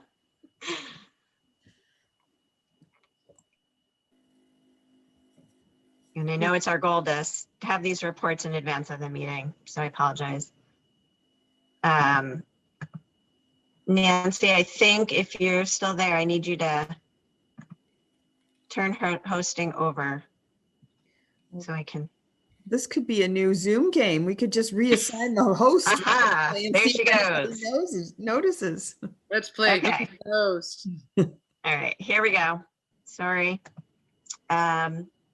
Okay, Patrick, can you see what I have?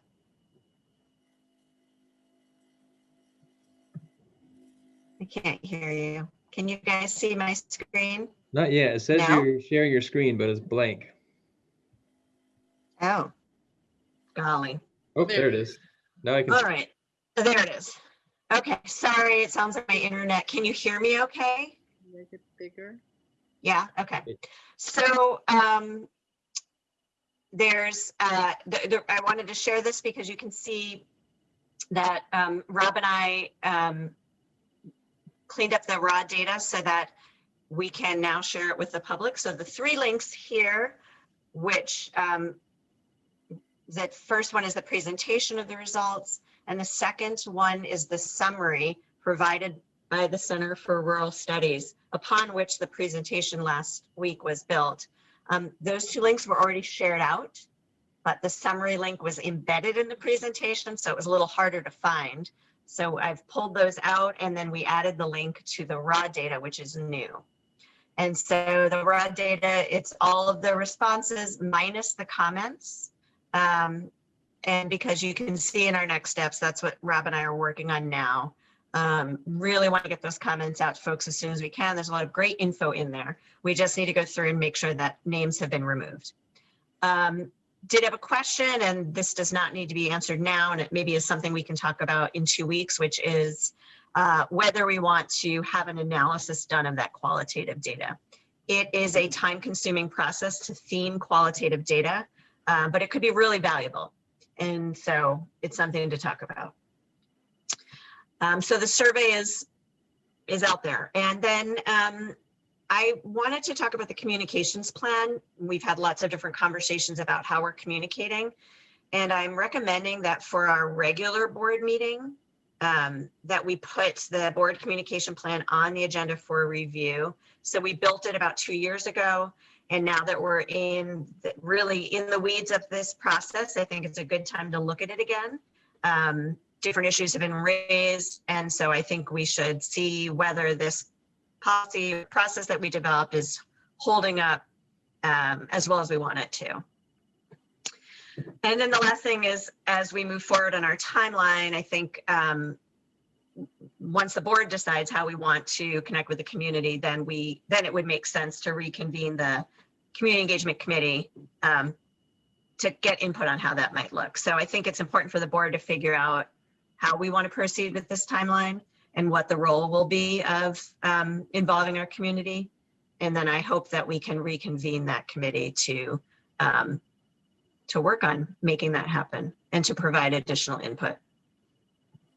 So that is all I have. And again, those links to the survey, they will go on the MAUSD webpage in the facilities planning section. And then we'll get them out in our other usual ways so everyone can see them.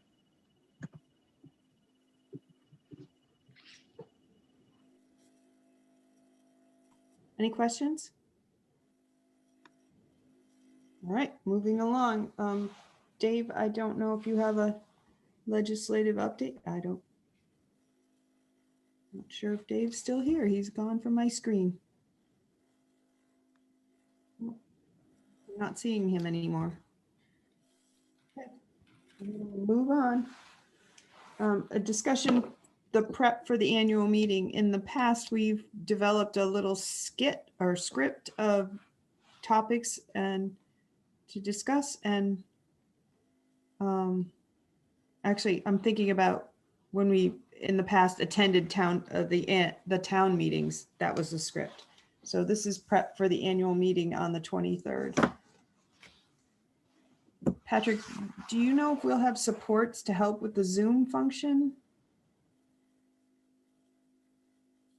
I guess I'm not sure what you mean by supports to help with. Well, I mean, like, you know, in the past, like the co-host idea where somebody can be watching for the mics and that whole piece.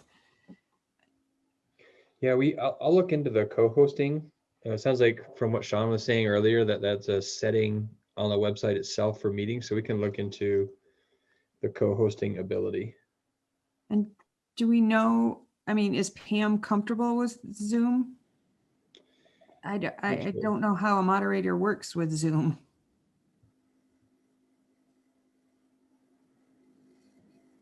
We can reach out to Pam and ask her. And I can come up with some ideas for supports based on what Pam says. Okay.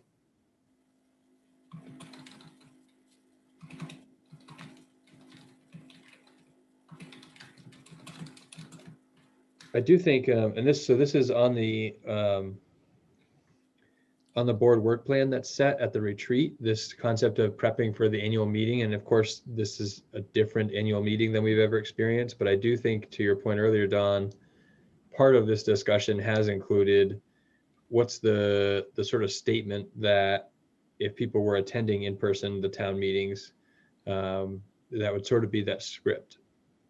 Again, I think, I'm not aware of any town that's holding an in-person town meeting, even with a date moved to something later. I think my understanding is that towns have put votes that typically happen from the floor into an Australian ballot as well. So it may be a moot point. I don't know that there's going to be an in-person audience at some point in time for a script to come from board members that represent that town.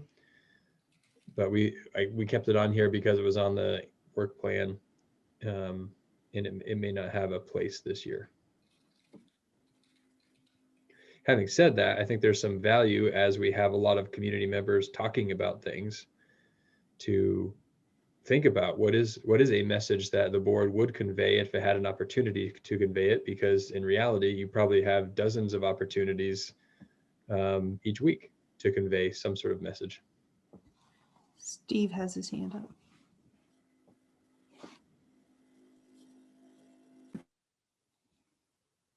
Nope, you're still muted. Don, I'm assuming that you've probably already put together a letter for the report. It's partially done. And that's another piece. Like, my plan is to still do the chair letter. I'll send it off to Krista as my vice chair and to Kristen Blanchett as the communications secretary. But that's due like this weekend. So I always wait till after the budget's approved so that we can put a section in about the budget itself to provide information. Well, I wouldn't object if you wanted to send a draft of that out to everybody, just so that, I mean, what else would we say other than what you're going to say in that letter anyway? I mean, it's kind of a wrap up of the year normally anyway, isn't it? Mm-hmm.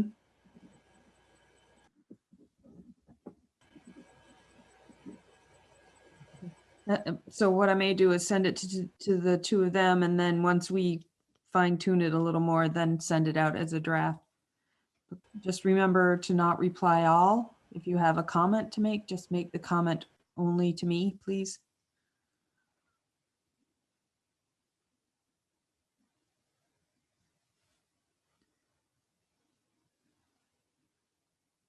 Any other concerns or comments?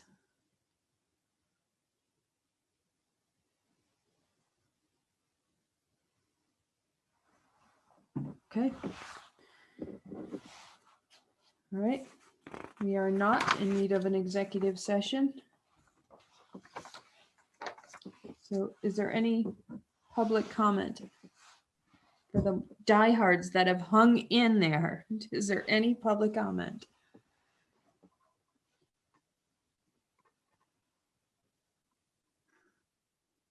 Paul. Hi, Paul Forlenza from Lincoln. In March on the agenda, it says consider other proposals. I'm just wondering when you would like those submitted and in what form. Do you want a presentation? Do you want a document? What would you like? You can think about it. I don't need an answer now, but at some point it'd be nice to have that answer.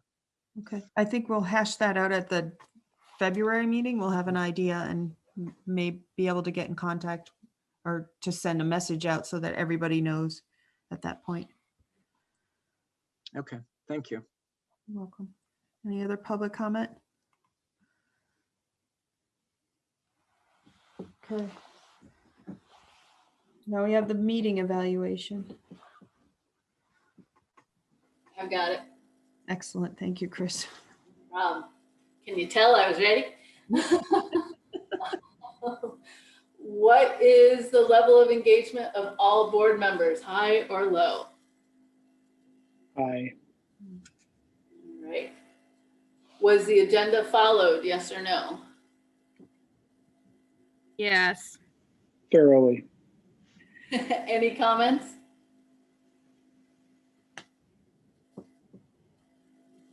Going once? Yeah. Going twice? Sold. Okay. Does the chair effectively establish the agenda and materials for distribution to the board? Yes or no? Yes. Any comments?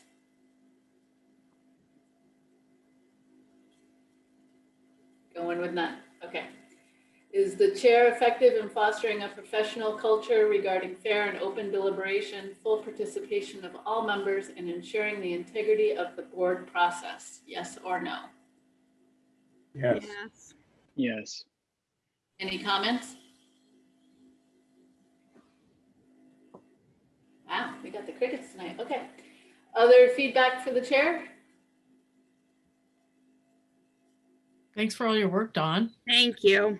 Thank Thanks, you. Don. Thank you. And I will say, when we hit town meeting day, this is my 20th year. Oh, Oh my God. This is what insanity looks like. what went well with the meeting? We Done survived. before 10. Student participation. Very good comments. Very good discussion. Anything else? Patrick, I think you need to get one of those plaques gilded to give to Don. Yes, for sure. We'll find some extra thick plexiglass for Dawn. Bulletproof. What suggestions do you have for ways to improve future meetings?